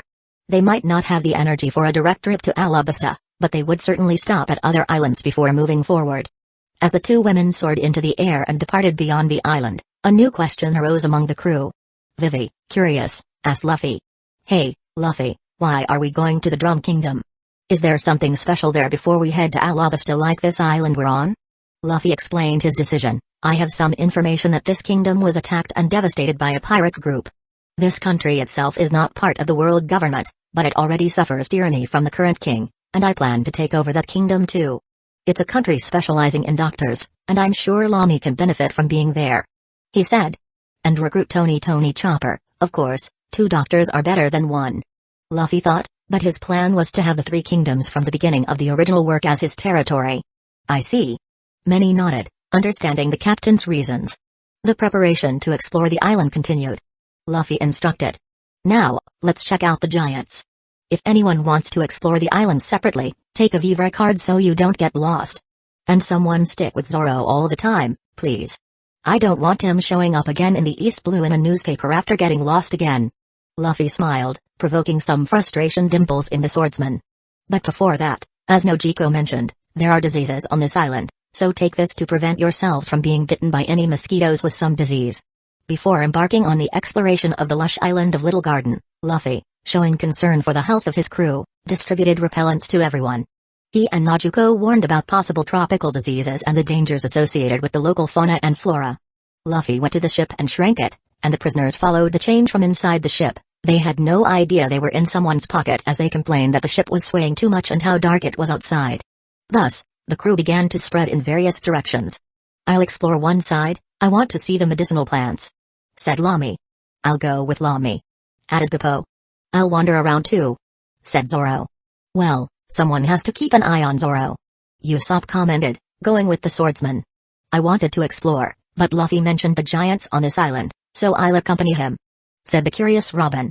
She knew this island was dangerous and warned Luffy, and even with Nojiko's stern explanation, Luffy was determined to see the place. There are dinosaurs here. I'd like to catch some to make recipes I've never created. Rage spoke. I'll accompany her, said Kuina. I'll go along with them. Alvida would accompany Kuina and Raju. Luffy led the main team, advancing to the heart of the island in search of any signs of giants and other potential discoveries. Zoro, accompanied by Usopp, continued exploring the surroundings, cutting vines, and keeping a keen eye out for any signs of dinosaurs or other dangers. Another group, consisting of Lamy, Bippo, Kuina, Alvida, and Raju, chose to explore the jungle more widely, collecting samples of the local flora and observing the animals that inhabited the island. Each team was determined to make the most of the opportunity to explore the island and gain knowledge about its unique environment. What an interesting place! Exclaimed Shirahoshi as they observed the wonders of the island. The flora here is truly unique, commented Robin, with a fascinated tone. Yes, there are at least 10 books detailing the flora of this island over the millennia, added Nojiko, mentioning her extensive library now in her personal cabin. Interesting, I'd like to borrow some, expressed Robin, her curiosity piqued. Of course, but the books are all in the ship's library, anyone can grab them, Nojiko mentioned. A library on the ship. Robin looked at Luffy suspiciously now. Well, you didn't ask, but we've been training lately, only stopping to rest, eat, and sleep. I don't think you missed much. Luffy shrugged. Crew, don't eat that. Vivi warned her friend who was biting some strange plant. You too, Megalo. Shirahoshi also cautioned, as Megalo was eating some foliage that looked like seaweed. Luffy, do you think Yamato and Nami will be okay? Nojiko questioned. Yes, Nami can't get lost with her skills and the eternal log in her possession. Besides, Yamato is very strong for this sea, reassured Luffy. And those giants, Captain? Are they strong? Hugo asked, changing the subject. No, but I have plans to make them quite powerful. Luffy spoke. And why are there giants on this island? That, we should ask them ourselves. There's certainly a story here. Look, a dinosaur. How frightening. This is a T-Rex, a carnivorous dinosaur and one of the most powerful we'll encounter on the island, Nojiko mentioned. Ha ha ha. How interesting. Hey, Hucky, I want to see your training, fight, announced Luffy. Nay. Alright, Captain. Hucky unsheathed his 6 swords, delivering swift cuts, eliminating the enemy in an instant. Was it that easy? Hucky said surprised, seeing his ability for the first time in a real battle. So strong, Hucky-sama, celebrated Shirahoshi. Nay. Thank you, Princess Sama. Hucky scratched his head shyly. Let's continue. Luffy encouraged the group to proceed with the exploration of the intriguing island. As they explored, Zoro and Usopp faced unexpected challenges when hungry dinosaurs attacked them. Usopp skillfully fired his firearms, targeting the creature's weak points, while Zoro, with his swordsmanship, cut through the approaching threats. Together, they formed an effective and reliable team to deal with the dangers of the jungle, honing their combat skills with each opponent. Zoro was far beyond his original point when he was in Little Garden in the original work, and Usopp had become quite competent, even though his spirit never changed. This Usopp would defeat that original Zoro if they were to be compared. Climbing the hills, Reiju and Kuina also encountered approaching dinosaurs. Reiju, using her enhanced physical strength, kicked the dinosaurs to prepare provisions for the group, turning the threat into an opportunity. At the same time, Kuina took the chance to train her sword skills, facing the dinosaurs with dexterity and precision, consolidating her progress on the path of the swordsman. While exploring the lush area, Lami, Alvida, and Ippo didn't hesitate to face any dinosaur that crossed their path. Lami, with her agility and botanical knowledge, avoided the dinosaurs' attacks while identifying unique plants for remedies. Alvida, using her slippery fruit power and instant transmission, slid like a shadow and crushed all opponents. Bippo, in turn, showed his physical strength and fighting skills, protecting Lami and defeating any threat that arose. Amidst the adventure, the trio demonstrated a rather smooth exploration. Meanwhile, Luffy and the group in the middle of the island began to hear a distant sound of cracking ground. Intrigued, they followed the noise until they reached an area where two enormous giants were engaged in an intense battle. The ground trembled under the force of their blows, and nearby trees swayed with the impact. The two giants, each wielding an immense sword and shield, exchanged blows with surprising precision. Every move was a dance of blades and shields, creating a symphony of thunderous metal clashing. As they faced off, their weapons created sparks in the air, illuminating the scene like lightning in a storm. The battle between them was a spectacle of pure strength and technique, showcasing the mastery they had over their colossal weapons. Each strike emitted a deafening roar, echoing through the area. It was as if the island itself responded to the magnitude of the battle, with fissures forming in the ground due to the titanic force of the giants. Luffy, Hugo, and many in the group watched in awe at this colossal clash. Even from a distance, they could feel the intensity of the vibrations emanating from the fight. Shouldn't we leave? Vivi ignored everything Luffy said about the giants being weak when she saw them, others just shrugged. Some of them witnessed the battle in Kokoyasi, so they weren't very surprised. The giants, immersed in the art of war, continued to exchange blows, revealing exceptional skill in every move. As the battle progressed, it became clear that this was more than a simple contest of brute force, it was a demonstration of refined technique and mutual respect between these warrior giants. After the monumental stalemate, they stopped. Broggy and Dory looked at each other with respect and, at the same time, a hint of amusement in their eyes. This scene was familiar to them, as this fight had been happening for over 100 years every day, with no clear winner. They stared at each other for a while, but soon burst into loud laughter. The giants laughed together, sharing not only the draw in their century-old battle but also the enduring friendship that had formed between them over the years. It was a scene that represented the essence of Little Garden. "Hey, Dory, I think once again, we're at a tie," Broggy said, laughing. "Looks like it, Broggy. We can't decide who's stronger yet." Dory smiled. "I think it's because we're both equally amazing, but tomorrow, we'll break the tie. Since I'm going to win," Broggy said, scratching his head. "Indeed, but I'll be the winner." Dory nodded, and his gaze turned to Luffy's group, which had already been noticed at a distance. "Looks like we have interesting visitors this time." "How frightening." Shirahoshi ran to Megalo. "He's staring at us." Vivi opened her eyes wide in fright. While the princesses had scared faces, Nojiko and Hooky had cautious eyes, expecting some hostile move, but the rest of the group didn't seem to care about the giants' looks. They couldn't feel threatened by these beings, but besides being quite friendly, their group could defeat them. "Apologies for the disturbance," said one of the giants, with a very friendly expression. "Sometimes, we have a disagreement on important matters, but our people always resolve these differences this way. Well, despite being here for more than 100 years. Hoo-ya-ya-oo. It's okay, we're used to it," Luffy said, taking steps in front of the group, and continued talking. "You mentioned that you'll fight again tomorrow?" Luffy asked. "Yes, tomorrow, I'll have my victory after 100 years. "No, Dory, you'll lose. That's what we'll see.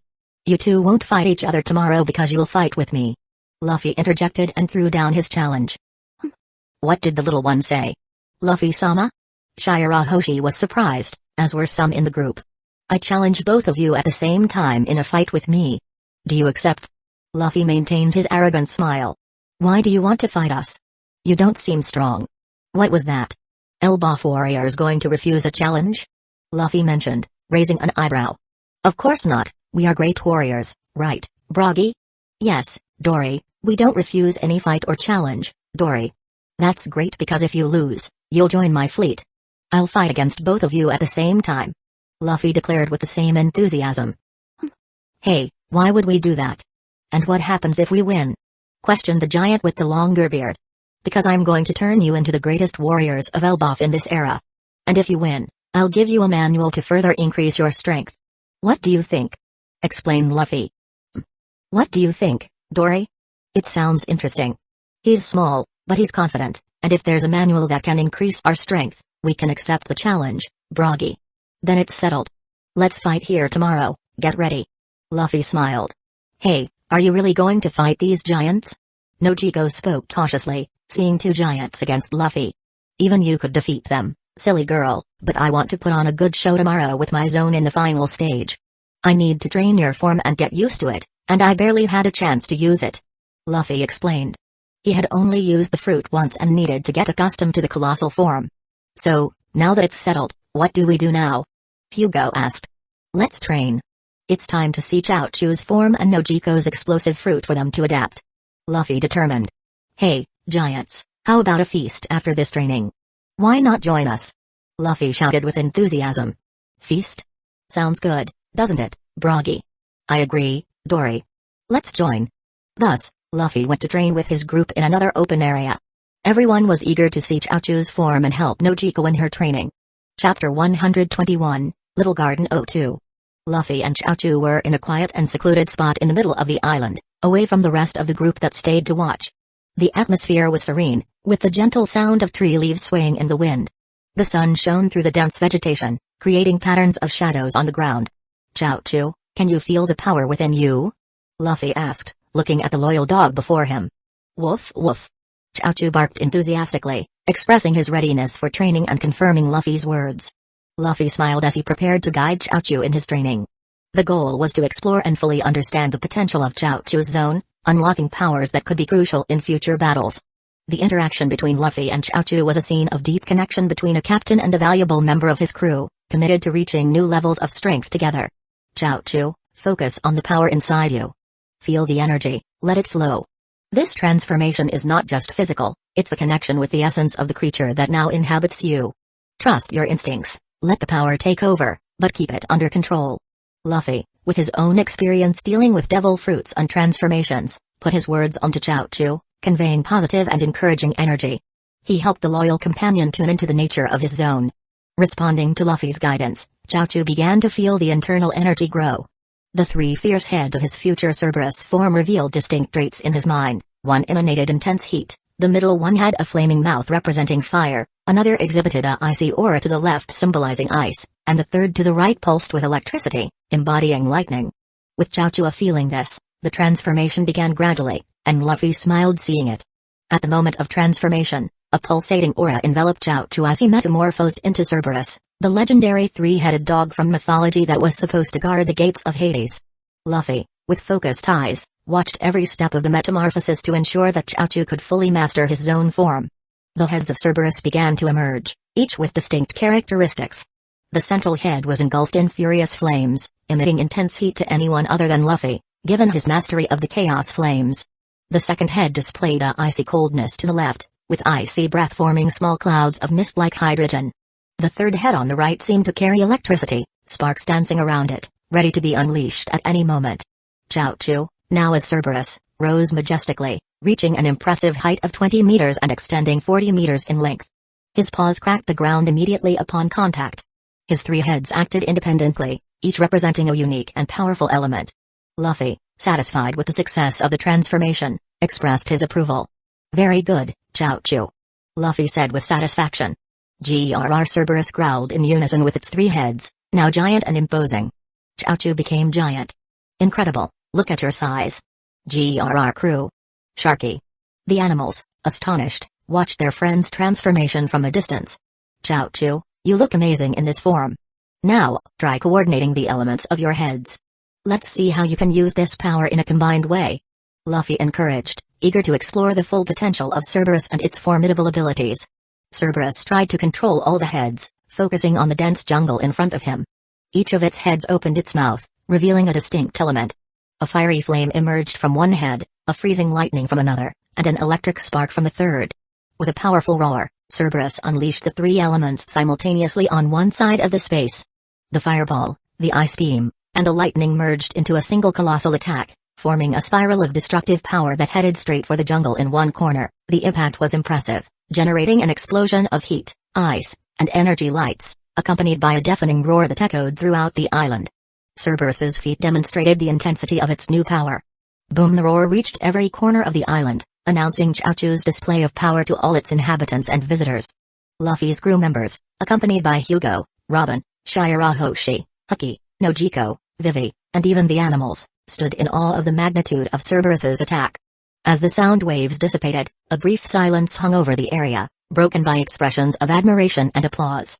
The message was clear: Cerberus had transformed into a formidable force worthy of recognition by all now. "That's amazing, buddy!" Hugo exclaimed, impressed. "You really did it, Chaochu-sama." Shirahoshi applauded. Within this moment of collective admiration, heavy footsteps interrupted the contemplation. Dory, visibly surprised, appeared, observing the havoc left by Cerberus's attack. "What kind of dog is this? It's so powerful!" he exclaimed, impressed with the fierce appearance of Chaochu's three heads in Cerberus form. "Very strong. Anyway, let's spar a bit. Chaochu, I want you to get used to this form in a fight, so let's fight each other." Luffy spoke and activated his powers. An intense aura enveloped his body, and his musculature expanded, gaining a more robust tone. Luffy's skin took on a more amethyst hue, and flames circled around him, indicating the intensity of the power now flowing through him. His eyes gleamed with an even redder hue, ready for a challenging training session with his loyal friend. Crack! Cerberus broke the ground, accepting Luffy's challenge with enthusiasm as he positioned himself to fight. Dory and Broggy were there now too, curious about it, and watched the fight with fascination. The three heads of Cerberus growled fiercely, each representing a different element: fire, ice, and lightning. The ground trembled under the imposing presence of these two at that moment, even one being 2 meters tall and the other being 10 times larger. Luffy, with his body engulfed in flames, quickly advanced towards Cerberus. The first attack came from fire, a fiery blaze launched by Cerberus's central head. Luffy, using his remarkable physical strength, advanced directly through the fire, resisting the flames without flinching, as no heat in the world could hurt him. In response, Luffy countered with a powerful punch to Cerberus's central head. The force of the impact made the creature recoil 10 meters, but it quickly recovered. Cerberus's heads moved in sync, each attacking with distinct elements. The right head shot a lightning bolt towards Luffy, who, agile as always, skillfully dodged. The central head, reacting quickly, projected a stream of ice in an attempt to freeze Luffy. However, Luffy, with his exceptional physical resistance, broke the ice formed around his body and advanced undisturbed. The battle unfolded in a spectacle of elemental powers against Luffy's brute strength. Even without the use of haki, Luffy's body's resistance and agility were on par with someone reasonably good from the New World. He dodged elemental attacks and countered with devastating punches and kicks against his ship's guard dog. The fight continued with intense exchanges of blows, with Cerberus trying to leverage its elements to overcome Luffy's resilience, while the Straw Hat Captain responded with his unwavering physical strength. The sound of collisions echoed across the island, and both contenders showed signs of exhaustion. Despite his notable disadvantage in terms of elements, Luffy stood out for pure physical strength and determination. As the fight continued, it was evident that Luffy was getting the upper hand. Cerberus, even with its enhanced powers, was gradually being surpassed by the incomparable power of its captain. Luffy paused for a moment as Chaochu was slammed directly into the ground. "Chaochu, try using the techniques of the 6 styles you master." Luffy spoke after landing and breaking the ground. "Woof! Woof!" Cerberus responded with its powerful bark. Cerberus, now using its instant transmission technique, traversed the battlefield with impressive speed. Luffy, not wanting to fall behind, utilized his enhanced agility to keep up. The two fighters were like hurricanes, leaving a trail of devastation wherever they went on the field. "Hey, Broggy. Can we fight against this?" said one of the giants, quite disturbed, while the rest of the crew present looked stunned at the fight in front of them and the destruction it was causing. "I don't know, Dory. I believe this is beyond our capabilities." The giant thought. Seeing this, he had to admit that he couldn't fight them in a battle like this. The dog alone was stronger than both of them combined. Meanwhile, in the midst of the fight, Cerberus's iron body technique came into play as Luffy tried to hit it with powerful punches. The resilience of the iron body defense faced the formidable force of each blow, creating shockwaves that spread through the environment. Each collision between the two was like an earthquake, shaking that part of the island. In response, Luffy unleashed a series of punches, using the speed of his movements to create complex attack patterns. Cerberus's three heads moved in unison, dodging and blocking the attacks of the Straw Hat Captain. The sound of their blows echoed like thunder, resonating through the devastated landscape. Cerberus's finger pistol skills were employed quickly and precisely. The sharp tips pierced the air towards Luffy with each head in a bite-like version, responding with acrobatic movements, skillfully evading each onslaught, often using moonwalk. The vegetation around was uprooted, creating a visible impact zone. With a powerful roar, Cerberus unleashed its elemental attacks towards Luffy this time. Fireballs, freezing rays, and lightning crossed in the air, creating a spectacle of colors and energy. The surrounding environment was consumed by the power of the elements, transforming the battleground into a field of chaos. Luffy, however, showed no signs of retreating in the face of the elemental onslaught. His advanced form was enveloped in an aura of flames, an instinctive reaction to Cerberus's power. With an agile movement, Luffy dodged the fireballs, spun in a quick dance to avoid the freezing rays, and dove into the ground to evade the lightning. Luffy's strategy was clear: he would wait for the right moment to counterattack. As Cerberus continued to unleash its elements, the Straw Hat Captain observed, calculating the attack patterns of his loyal zone friend. When an opening presented itself, Luffy advanced. He dodged a fireball, passed through a freezing ray, and leaped to avoid a lightning strike. In a fluid motion, he reached Cerberus, delivering a powerful punch to one of its heads. The impact made the head sway, but Cerberus retaliated, launching a series of combined attacks with its three heads. The battle reached its climax as Luffy and Cerberus exchanged blows. After a series of intense exchanges, Luffy found an opening once again. With a quick motion, he grabbed one of Cerberus's heads, spun in the air, and threw it to the ground with incredible force. The earth trembled with the impact, and Cerberus, momentarily stunned, became vulnerable. Luffy didn't hesitate. With a swift impulse, he advanced and delivered a series of precise punches and kicks against Cerberus. The resilience of the zone, even with its three heads, was not enough against Luffy's fury. The fight reached its conclusion as Cerberus, unable to resist the overwhelming power, reverted to the form of Chaozu, exhausted and defeated. Sighing, Luffy looked at his now transformed zone friend as he returned to his normal form. The area, marked by the ravages of battle, witnessed the victory of the Straw Hat Captain. The environment calmed down, and Luffy, with a smile, extended his hands to help the unconscious Chaozu off the ground and picked him up carefully. "Well, that was impressive," admitted Robin, once again acknowledging the incredible strength of the Straw Hat crew full of monsters, now including even a powerful dog that she wouldn't stand a chance against in a fight. Chaozu-sama was so amazing. And to think the dog is now so strong. Hey! Chaozu is so powerful. Sharky! Luffy called Crew, Vivi's duck, who approached cautiously through the destroyed area. "Take Chaozu to rest. Now, Nojiko, let's drain your powers," announced Luffy loudly for everyone present. Surprised to be called by the captain, Nojiko headed towards him immediately. "I hope not to have such an intense fight," grumbled Nojiko, worried. "Don't worry, we'll stick to the basics here. Chaozu had his own, and his body got stronger for it. That's why I wanted to fight him so intensely," explained Luffy, and the girl understood the reason behind the destructive and intense fight. "Let's try to get you adapted to your own devil fruit now," Luffy said, scratching his chin as he looked at the girl in front of him. Luffy observed Nojiko with a determined gaze, ready to guide her in her training with a Bomb no Mi, a devil fruit that previously belonged to Mr. 5. Nojiko, in turn, showed determination with this, willing to learn and enhance her abilities to become stronger and not be a burden to Luffy and her sister. "First, you need to understand the explosive nature of your fruit. Feel the energy inside you, concentrate it in the palms of your hands," instructed Luffy, pointing to Nojiko's hands. Nojiko took a deep breath, trying to connect with the power acquired a few days ago without a chance to use it yet. An aura of energy began to form around her hands, revealing a peculiar coloration, indicating the presence of the explosive power about to be executed. "That's it, Nojiko. Now, focus that energy and release it in a controlled manner. You can do it here without fear," encouraged Luffy. Nojiko did as instructed, releasing a small controlled explosion in the palms of her hands. The impact was enough to create a slight tremor in the surrounding ground, demonstrating the explosive potential of the fruit. "Great start. Now, let's increase the intensity. Feel the energy flowing, and this time, direct it towards a specific target," suggested Luffy. Nojiko nodded, aiming at a nearby rock. She focused again, channeling the explosive energy towards the target. A more powerful explosion resulted, shattering the rock into smaller pieces. This is getting better. Now, imagine yourself in a combat situation. Be agile and precise with your explosions, and use the techniques of the 6 styles you've learned. This way, you can control the intensity, mobility, and range. Explained Luffy. Nojiko began to practice, directing explosions at various targets around her. Her control over the Bomb no Mi's power was clearly evolving, and Luffy encouraged her to explore even more. Keep it up, Nojiko. Try different ways to apply your attacks. Remember, no matter how weak the fruit may seem, it all depends on its user, so be creative.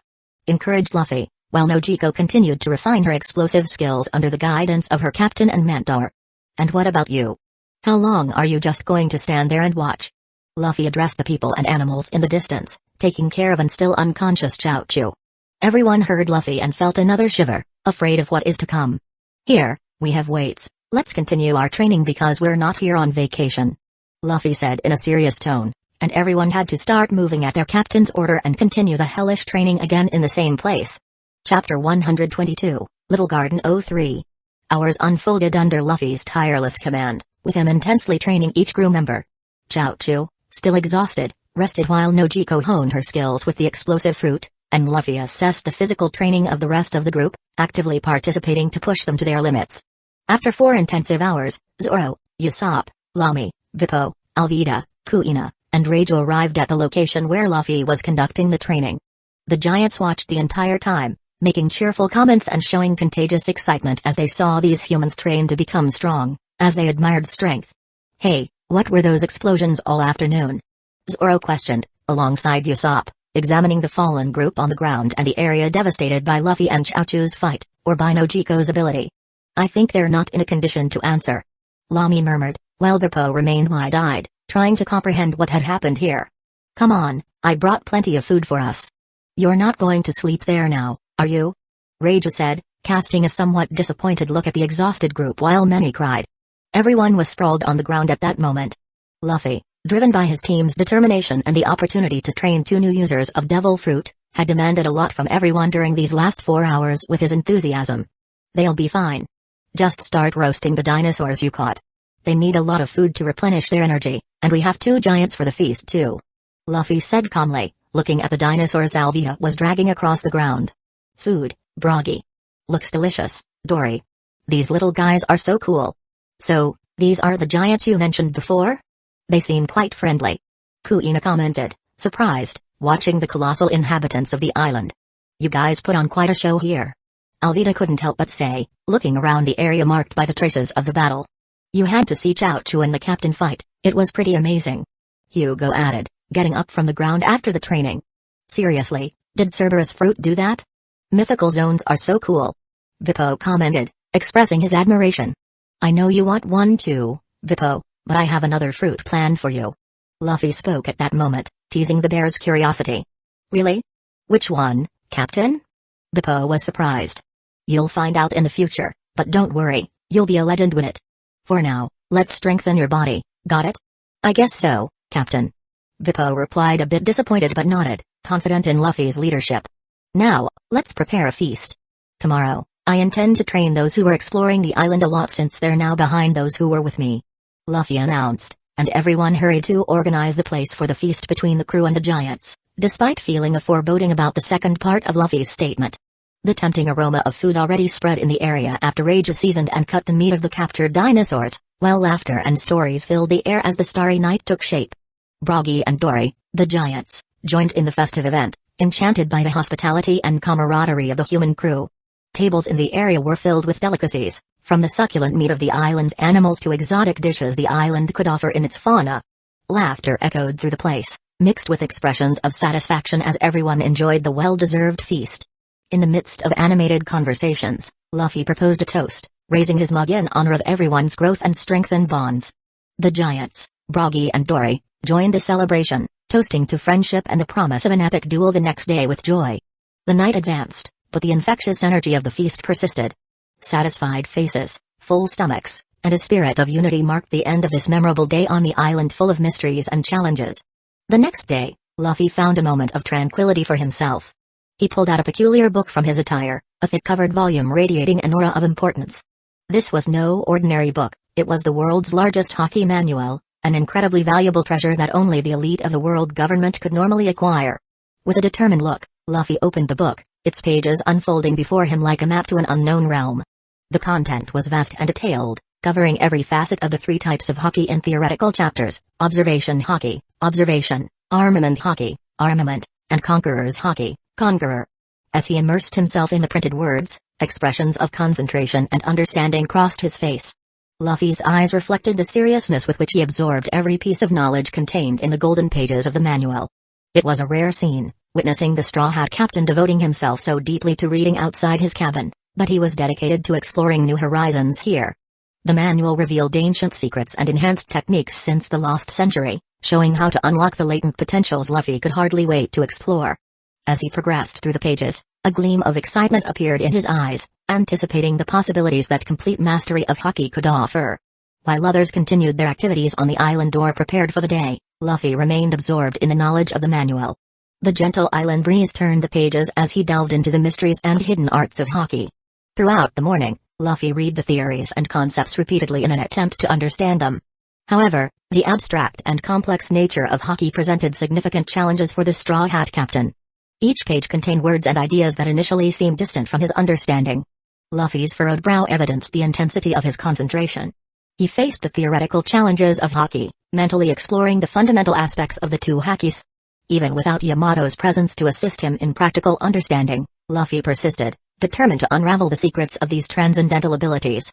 Whenever he encountered a particularly challenging passage, Luffy reflected on it, murmuring to himself in an attempt to internalize the concepts.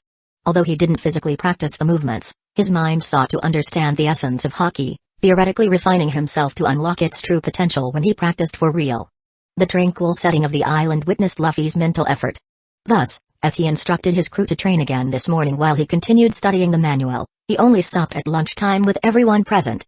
After eating and resting for a while, as the afternoon approached, all eyes turned to the giants in the same training area as yesterday, standing before Luffy at a considerable distance. This was the moment of the eagerly awaited duel.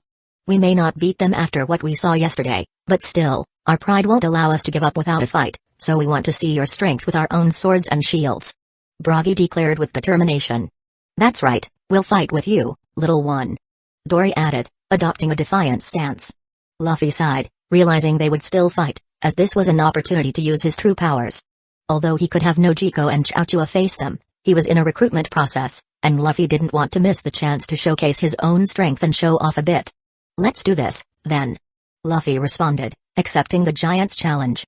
The giants, wielding their imposing swords and shields, prepared for the confrontation.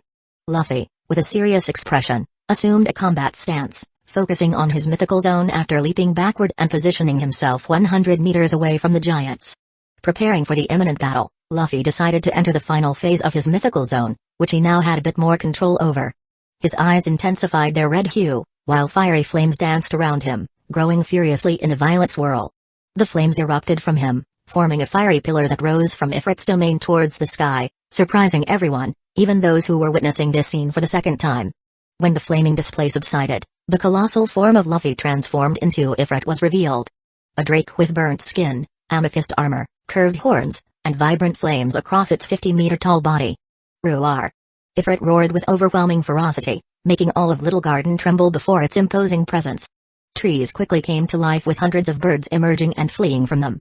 Even the once calm dinosaurs quickly became alarmed at the threat of Luffy standing in the middle of the island, causing even the most carnivorous animals to flee upon seeing the 50-meter drake, and its roaring didn't help. The transformation was truly monumental, exceeding the expectations even of those who thought they knew Luffy deeply.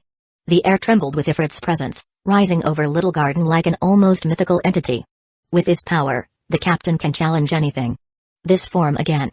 Luffy can transform into this giant monster? Wait, are you saying that's Luffy? Are we safe? Crew. I'm scared too, crew. Vivi cried. He's like a force of nature. I've never seen anything like this in the Grand Line. Is that really our captain? Luffy. You're amazing. Grr, if only I could have half of that power. Look at those flames. They're mesmerizing. My husband is powerful. Alvida paid little attention to Luffy's colossal form. This is truly unbelievable. Robin had to admit. Now she realized that 200 million couldn't do justice to Luffy's powers. It was beyond anything she had ever seen in her life. A simple step from Luffy, and an area of the forest completely changed. What kind of power is this?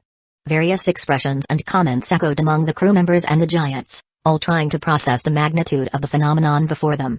Ifrit was not just a transformation but a manifestation of power beyond conventional understanding.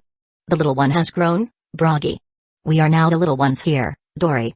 The giants had to tilt their heads to look at the fiery monster, even from a distance, as Luffy was now twice their size. The perspective had completely changed, turning Luffy into an unmatched force in front of the colossi that were once seen as imposing.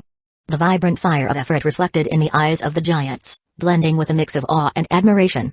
Even so, let's fight, Broggy. Yes, Dory. Let's show how a proud Elbaf warrior can fight. That's good. Let's begin. Luffy's voice thundered, not needing to move his mouth to convey his words, further enhancing his presence as a mythical being. The confrontation began with a resounding roar as Ifrit advanced toward the giants. Its colossal size and imposing presence triggered a shockwave that even the most experienced giants couldn't help but tremble at. Get ready, little one. Broggy roared, wielding his enormous sword. Dory raised his massive shield, prepared for the imminent impact. However, Ifrit's surprising agility contradicted its massive appearance. Luffy moved with an unusual grace for someone of his size, evading the giants' blows as if dancing among them, despite his towering stature. With a swift motion, Ifrit delivered a powerful blow, hitting both Broggy and Dory in a single move. The impact was overwhelming, sending the giants backward and creating a crater in the landscape of Little Garden. How can he be so fast? Dory exclaimed, struggling to get up. While the giants tried to rise, Ifrit demonstrated his enhanced control over fire. Amethyst flames surrounded his hands as he prepared his next attack. A massive fire blast was launched towards the giants, engulfing them in an intense blaze. This isn't fair. We fight head-on. Broggy shouted, trying to extinguish the flames consuming his attire. Luffy, or rather Ifrit, advanced once again. His movements were a dance of destruction as he struck the giants with a combination of rapid blows and devastating flame attacks. In no time, Broggy and Dory were completely overwhelmed by Ifrit's overwhelming force. I can't believe we're losing to this little one in such a pathetic way, as all we can do is raise our shields to protect ourselves. Dory muttered, falling to his knees. He's like a true monster. Broggy admitted, trying to resist the torrent of blows. Ifrit advanced with surprising speed, its amethyst flames dancing around as it moved. Dory and Broggy tried to react, but Luffy's unusual agility in Ifrit's form made it difficult to keep up with his movements. With a quick and powerful strike, Luffy hit Dory and Broggy simultaneously, sending both giants flying. The thunderous impact echoed through Little Garden as the giants fell, knocked out by Luffy's overwhelming strength. The earth shook with the magnitude of the blow, creating a crater in the landscape. Ifrit, with its imposing form, stood tall, facing the fallen giants. That was amazing. Hugo exclaimed, impressed with Luffy's display of power. He knocked out the giants with a single blow. Usopp was wide-eyed, watching the scene. Even Lamy, usually more laid back, couldn't help expressing her surprise. Luffy is truly on another level now. With a sigh of smoke and flames, Luffy returned to his normal form, satisfied with the outcome of the fight. He approached the fallen giants, offering a friendly hand to help them up. Finally, Luffy, back in his normal form, faced the fallen giants as he walked again at just 2 meters in his human form. The smoke from the flames dissipated around him, revealing a confident smile. You are good opponents, I hope you're okay. But I have my own goals to achieve, and you'll be part of them, so this victory is mine. Luffy declared, offering a small friendly hand to help the giants up, effortlessly lifting them. Broggy and Dory, still surprised by their defeat, accepted Luffy's hand. They looked at the Straw Hat Captain with a mix of respect and disbelief after the little one practically tossed them while extending his hand to catch them. You are truly formidable, little one. Broggy acknowledged. Luffy laughed. And I still have much more to learn and conquer. This is just a glimpse of what's to come. I'm sure you'll become powerful warriors too. We didn't expect to find someone as powerful as you around here. Dory added, showing respect for Luffy's skill. Luffy, always with his friendly nature, responded. You're strong, but I believe you can get even stronger. How about joining my fleet? Let's grow together and face even greater challenges. Your names will be in history. The giants exchanged glances, pondering the proposal. After a brief silence, Broggy broke the deadlock. We agree to join you, little one. But only if you help us get stronger too. We accept your offer on the condition that you train us like you did with the other little ones. Excited with the response, Luffy immediately agreed. That's great. Let's train together and become even more powerful. Welcome to the Straw Hat Fleet, Broggy and Dory. The news of Broggy and Dory's addition to the crew quickly spread among the team members, raising some doubts, including the one expressed by Rachel. She approached Luffy with curious eyes and questioned. Luffy, why not add the giants directly to the main crew? What is the purpose of this Straw Hat Fleet? Luffy, with a determined smile, explained. Rachel, it's not just about increasing the numbers of the main crew. We are building a strategic force to dominate the seas. This fleet is the manifestation of our desire for conquest. Each member, whether in the main crew or the fleet, will contribute uniquely to achieving our goals. His tone became more serious as he continued. Broggy, Dory, and everyone else in the fleet are here to grow stronger and to strengthen our alliance. By empowering everyone, we will be ready to take on anyone who tries to stop our path. It's not just a matter of numbers, it's a strategy. We will maintain the autonomy of each group but unite our forces when necessary. Luffy concluded, with serious eyes, conveying deep determination. This fleet is the key to facing the new world with confidence and conquering every challenge that comes our way. We are shaping the future of the seas. Chapter 123, Little Garden 04. The sun rose on the horizon of Little Garden, announcing a new day on this island. After yesterday's battle, the training continued, followed by another feast during the night. Now, inspired by the hockey manual he had intensely studied once again, Luffy decided to embark on a journey to enhance these legendary abilities. Aware that this was a journey he could not undertake alone, he summoned a group of selected members from his crew to join him in training. In the center of an isolated clearing, Luffy waited with determination, gazing at the first rays of sun penetrating the dense vegetation. Zoro, Lamy, Raju, Shirahoshi, and Kuina gathered, each curious to know why their captain had called them to a secluded spot while the rest of the team conducted their usual training. Luffy, noticing the confusion on their faces, decided to provide the most comprehensive explanation possible about hockey, starting with an intriguing statement. Did you know that everyone in this world has a hidden power? A power that lies dormant in most, but can be awakened and honed by a fortunate few. That power is hockey, the ability that the greatest forces in the world specialize in. It's not the devil fruit users who dominate the seas, but this power.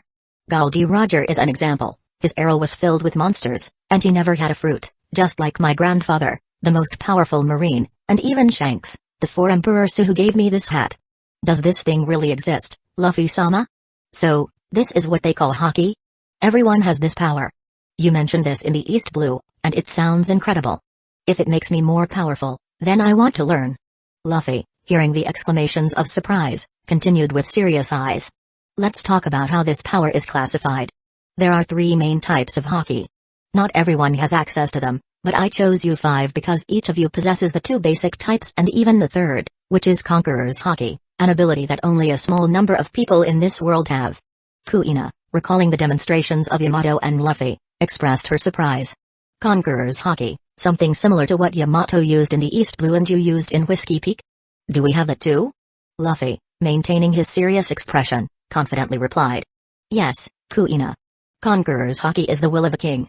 They say only those with ambitions to reach the top of the world possess this power, but I disagree with that idea. I believe this hockey is born with us, from the first breath in this world. The will to ascend to the heavens is intrinsically linked to it, whether directly influenced or not. All of you, like me and Yamato, were born with this power. Now, our role is to develop it. This hockey will provide a formidable boost to your strength, far beyond simply stunning a weaker group of people. There's even an advanced stage called King's Infusion, which is beyond the initial phase, but I'll tell you in advance, this is the power that the greatest monsters in this world use against each other. Lamy, displaying a thoughtful expression, questioned. So, does that mean all of us had this Conqueror's Hockey from the beginning? Luffy nodded seriously. Yes, Lamy. Each of you carries this will of the king from the start. Now, we need to develop it together to reach our maximum potential. Raju, showing her interest, asked. And what about the other 2 types of hockey? How can we access and enhance them? Luffy smiled and made a strategic pause, allowing his words to settle before continuing. Now, he would delve into the details of armament hockey, revealing its true depth. Satisfied with the readiness of his key members. Well, Raju, those are armament hockey and observation hockey. As for armament hockey, the one I mentioned earlier, it involves channeling your inner strength to intensify your attacks. It has the power to hit Logia Devil Fruit users and make your strikes more powerful. Imagine throwing a normal punch, but with an extra kick, maybe even multiplying your attack. With this hockey, you can punch without moving your fist, destroying an internal part without causing much damage externally.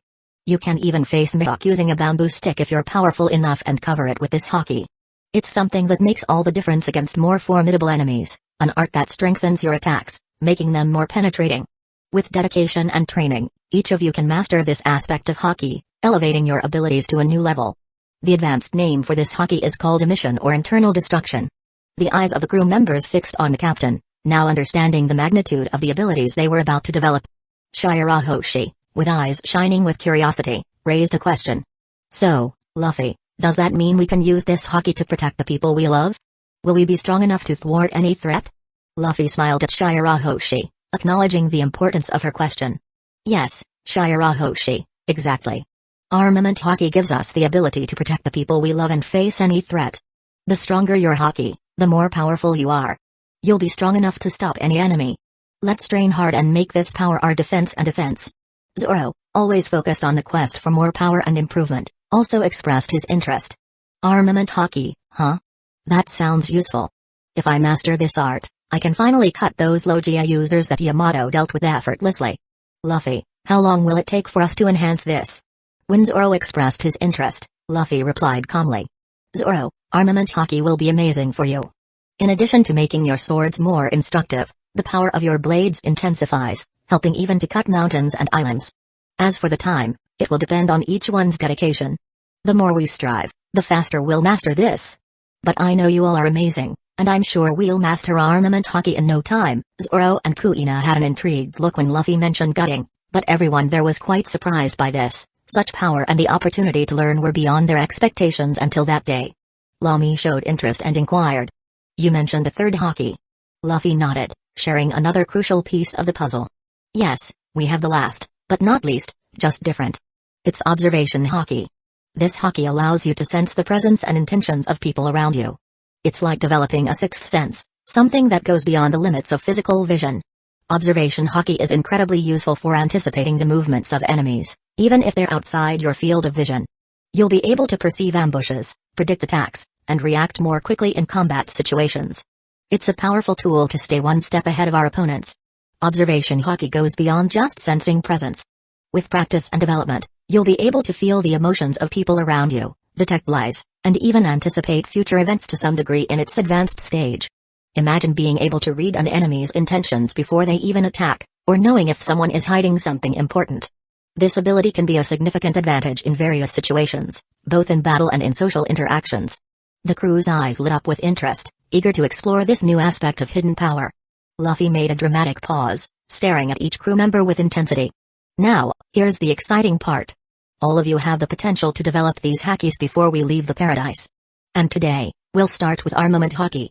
Let's dive together into this training and explore the dormant power within us intertwined with our internal energy. Are you ready? Nods and expressions of determination indicated that the crew was eager to embark on this new chapter of their development as pirates. After the initial explanation, Luffy decided to move on to the practical training of armament haki. He approached Zoro, Lami, Reiju, Shirahoshi, and Kuina. Let's go, everyone. To awaken armament haki, first, you need to focus on the part of the body you want to strengthen. It can be the fist, the leg, or even the blade of the sword. Feel the inner energy, the will to become stronger, and concentrate it in the chosen area. Zoro watched attentively, ready to absorb the knowledge. Luffy continued his instruction. Now, visualize this energy as an invisible layer around the chosen limb. It's like you're creating a second skin, but much more resilient. Focus on making this layer solid, dense. The firmer you make it, the more powerful the armament haki will be. Despite Luffy's initial explanation of armament haki, the crew members were still somewhat perplexed and full of questions. Their faces reflected the mix of curiosity and confusion, prompting Luffy to realize that he needed to provide more details. So, I guess some of you are still a bit lost, huh? Luffy asked, observing the confused expressions around him. Let's clarify some things. Zoro scratched his head, expressing the collective thought. I got the part about wrapping things in an invisible layer, but how does it really work? Is it like magical armor? Luffy laughed, understanding the confusion. It's not quite like that. It's more like you're channeling your inner strength, making it harder. It's hard to explain, but when you're in practice, you'll understand better. Got it, said Zoro, although still looking uncertain. Lami raised her hand, with a doubtful expression. And this thing about attacking Logia Devil Fruit users. How does that happen? Luffy nodded affirmatively. Good point, Lami. When you wrap your attacks with armament haki, they can hit logias, even though they normally become intangible. It's like you're hitting something solid, even if it doesn't look like it. Reiju, still trying to absorb the new information, asked. And about this thing of increasing the strength of our attacks? Exactly. Luffy replied, excited. Imagine your punches, kicks, or even sword strikes being strengthened. You can cause more damage to enemies, which is always useful. Shirahoshi, with her curious eyes, asked timidly. But why does it work? I mean, how does this invisible energy do all of that? Luffy scratched his head, trying to simplify the explanation. That's life and spiritual energy in all living beings. It's kind of magical, Shirahoshi. You don't need to fully understand it now, just feel it and learn to use it. As we practice more, everything will make more sense, I promise. The crew nodded, still with a touch of uncertainty. However, Luffy's confidence and their willingness to learn allowed the training session to continue, each of them delving deeper into the mysterious world of haki. Lami, Shirahoshi, and Kuina practiced alongside Zoro, each following Luffy's instructions. The captain of the Straw Hats encouraged them. Great. Now, try throwing a punch in the air, kick, or even make a sword movement. You'll feel the difference. This is armament haki in action. It intensifies your attacks, making them more penetrating and effective against powerful enemies. The crew members engaged in training, focusing on refining their strikes with the new technique. Luffy circled among them, offering individual guidance and correcting postures as he had studied the manual. Excited about unlocking their haki, the crew members began concentrating on channeling their inner strength to manifest armament haki. However, frustration soon set in as they realized that this skill was not something that could be mastered in a matter of hours. Aware of the difficulty they faced, Luffy encouraged them to persist. I know this isn't something you learn overnight. It takes years for everyone to fully master haki. But what we're doing here is starting to unravel this power within us. Let's keep practicing, and soon, it will yield results. Zoro, Lami, Reiju, Shirahoshi, and Kuina tried repeatedly, closing their eyes, focusing on their fists, but couldn't manifest the energy needed to coat their strikes. This is harder than I imagined. Zoro frowned. I understand why only a few can use this now. Lami sighed. Shirahoshi, attempting to envelop her hand with haki, looked to Luffy for guidance. Captain, how did you learn all this? Can you use it already? Luffy laughed. I haven't even started yet, I'm just beginning with you guys so that you start practicing correctly. There's no better way to learn than to teach. I'll practice on my own later. Luffy spoke, prioritizing everyone learning the theoretical part first, so he could let the crew train on their own while he developed his own skills. Hours passed with the crew persisting in their efforts, but armament haki still seemed to elude them. Frustration was palpable, but Luffy encouraged them not to be discouraged. Let's stop for today. You did a great job, considering you're just starting. The important thing is to keep practicing every day from now on. Haki is a skill that develops over time and experience. Let's gather again tomorrow for more training, and I'll practice with you. Now let's rest to finish our business on the island and train the body further with the rest of the crew. The expressions of determination on their faces showed that, despite the initial difficulty, the group was eager to face the challenge and unlock the hidden potential of haki. The path to mastering these special abilities was just beginning. After the exhaustive haki training, the Straw Hat crew dispersed across the island to engage in various activities. Luffy, Lami, and Reiju led the group in search of valuable resources on the island. Lami, who had her own botanical room on the ship, explored the island again, where she found a variety of medicinal herbs. Carefully, she harvested those that would be useful for preparing medicines, ensuring that the ship was well stocked for possible medical emergencies. Reiju, in turn, wielded her spear skillfully while hunting dinosaurs. Her goal was to fill the ship's fridge with fresh and nutritious meat from what this island could offer, ensuring a food supply for the crew.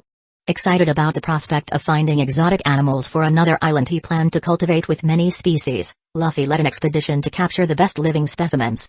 He knew this would add a special touch to his collection of extraordinary beings. Luffy appeared a few hours later with 4 cages filled with miniature animals and Alvida, who accompanied him through the forest for some intimate moments with Luffy as they took a break from hunting. While the rest of the crew went about their own activities, some explored, like Vivi, who found Luffy and Alvida in one of their intimate moments and fled embarrassed, Zoro and Kuina who continued training, or Shirahoshi and the animals accompanying the giants by the ship. The others remained on the ship. Luffy placed Black Pearl in the middle of a camp where they held banquets to sleep and feed the prisoners in their prison, some reading, others pursuing their hobbies. It was good that they finally had time freed up by the captain to do their own leisure activities. Another night passed with another feast. Luffy and the others trained again the next day and finally decided to leave the island in the middle of the day. Luffy, already determined to take the giants with him, used the powers of the more fruit model, amplify human devil fruit to shrink them to a more manageable size. Broggy and Dory, now reduced to a more appropriate scale, looked at themselves in amazement, realizing they were no longer the colossal giants they used to be. The atmosphere around them changed, becoming more intimate and friendly. "This is amazing, Dory. Now we can travel together without crushing everything in our path," exclaimed Broggy, surprised at their new stature. Dory nodded, pleased with the idea of more accessible adventures. "You did something extraordinary, little one. Now, we're the right size for the ship, aren't we, Broggy?" Luffy, satisfied with his visit to this island. "Let's go, guys. The next island awaits us." With that, the Straw Hats, now accompanied by their new friends in a more compact version, departed from Little Garden Island towards New Horizons, heading towards the Drum Kingdom, known for having the best doctors in the Grand Line. Chapter 124, Journey to the Drum Kingdom. While the Black Pearl sailed from Little Garden towards the Drum Kingdom, tension hung in the air. In a room beneath the casino located in the Kingdom of Alabasta, specifically in Rain Base, a few days before the current events, a charged atmosphere permeated. A man dressed in a suit and holding a cigar, identified as Crocodile, was visibly tense. In the room, he confronted a subordinate, seeking information about the whereabouts of the team sent on what seemed to be a simple mission. "Any news from them?" Crocodile questioned with a furrowed brow, his tone revealing frustration. "No, Mr. Crocodile. So far, we haven't received any news from them," the subordinate replied. "How can this be happening? The entire team vanished? Whiskey Peak doesn't respond to our calls, and the fleet with over 600 men also disappeared?" Crocodile expressed his anger, believing that Luffy's bounty was justified for the supposed murder of a king and marines as the pirate attacked bases in that weak sea or his connection to the world's most wanted man. Faced with the situation, Mr. One, another subordinate of Crocodile, suggested immediate action. "What should we do? Should I go there to check?" Crocodile refused, revealing that the plan was almost ready for execution and ordered an investigation into Whiskey Peak. "Send a team. I want to know exactly what happened there and the fate of our agents," Crocodile instructed. After Mr. One left, Crocodile, now alone, expressed his deeper concern. "I don't care about the others, but Nico Robin is a crucial piece in my plan. I need to know what happened and capture her again." He spoke in a somber tone, directing his attention to a drawer. There, he pulled out a specific communication device. Upon activating the Den Mushi, a series of characteristic clicks and crackles filled the air. Puro Ketcha. "Hello, I've reconsidered, and I believe I'll need the help of the Vice Admiral in Alabasta," said Crocodile and hung up the Den Mushi. "I need to accelerate my plan, but I have to be careful with the Vice Admiral here. But that doesn't matter. I'll have my chance to get Miss All Sunday and become king once we get rid of these little pirates." Crocodile concluded his thoughts while observing one of his aquariums, glimpsing the future he eagerly sought to conquer and the weapon he would finally have in his hands. "So I'll get my revenge on you, Whitebeard." He thought about his revenge. In the Grand Line, the Black Pearl cut through the waters, sailing for 2 days after leaving Little Garden towards the eternal log of the Drum Kingdom. They were already entering icy waters with snow falling constantly, prompting them to replace their traditional clothes with warmer ones to be more comfortable, except for Luffy, as he could easily warm his body. In the training room, Raju expressed her frustration. Still no results. Luffy, alongside his companions, responded optimistically. "That's how it goes, as I've said, it takes years to master this ability. But I'm sure you guys are starting to develop. I'm in the same progress." Luffy was determined to train his companions, using machines that launched attacks while they had their eyes closed. The goal was to sharpen their senses to develop observation haki and try to manifest armament haki at the same time. Internally, Luffy acknowledged the difficulty of the process. "This is really hard. I've started to feel a small trace of my internal energy now. The path is really long." He understood that learning haki was not an easy task but believed that they would soon see the first results. Reflecting on the nature of this internal energy, Luffy murmured to himself. Internal energy, willpower, life force, or spiritual strength, it's something very complex, so many names for something inside you. Luffy's concentration was interrupted by an enthusiastic voice. "Ha ha ha ha ha. I'm getting stronger, aren't I, Broggy?" The giants were engaged in intense training in the designated area with their size reduced to 10% of their actual size. "It's true, Dory, I feel myself getting stronger." The training covered the 6 styles, but initially, Luffy was focused on preparing his crew's bodies with a series of physical exercises, just as he did with everyone in his crew. Vivi and Robin, although not showing visible results yet, were equally committed to strengthening their bodies. Once again, Luffy's train of thought was interrupted by red lights. Alert, alert, alert, alert! Just as Luffy was about to instruct everyone, coming out of the hockey training, a siren echoed in the room, indicating the approach of another ship or a nearby enemy while everyone was inside this room, activating the security system of the Black Pearl. "A ship attacking us?" exclaimed Kuina, removing her blindfold. "I don't know. Let's see who it is," commented Luffy as he left the training room. Everyone headed to the deck, and the first thing they noticed was that at a certain distance, there was a man standing on the water in front of the ship. "Hey, is this real?" Zoro was stunned. "It shouldn't be, but that doesn't change the fact that the man is really floating on the sea," Alvida said calmly. "It's a neat trick," commented Robin analytically. Snow fell throughout the region as everyone looked curiously at this man. He wore a jester costume and had a goofy face. "It's cold today, isn't it?" said the man suddenly with his twisted lips and a very peculiar voice. "Crew. Sharky. Scary." Shirahoshi became frightened. "This guy." Even Usopp was tense. "Come on, you idiot, stop asking weird questions. I know there's a ship below you. Aren't you guys coming out?" Luffy said as he crossed his arms quickly. "Wait. This man is on top of a ship." "How do you know?" said the man with twisted lips, somewhat bewildered. The varied expressions of the crew members reflected surprise, tension, and curiosity in the face of the unusual scene. The tension on the deck increased as the waters suddenly rose below the man, and the oval base projected out of the sea like a fortress. "What is this? Is that a ship?" Perplexity and surprise were written on the faces of the crew members, some shouting in shock. The isolated base with metal began to open, revealing a ship inside the protection. "Ha ha ha ha ha ha ha. Did you get scared? So, what do you think of my great surprise attack? This is the glorious Blink." A shrill voice echoed through the place, and a fat man with an iron mouth appeared in front of the ship, sporting a smile as he pronounced these words. The peculiar design of the ship, with wheels for movement and a mast shaped like a hippo with a crown, only added to the oddity of the situation. The crew members, including the giants, were momentarily paralyzed, processing what they were witnessing. Expressions ranged from surprise to disbelief. "A ship that can hide inside the water is really impressive, although it's quite ugly for my taste," Luffy commented, breaking the brief pause. The unique ability of the ship, combined with the extravagant behavior of its captain, left everyone intrigued. "Ah, if it isn't some pirates?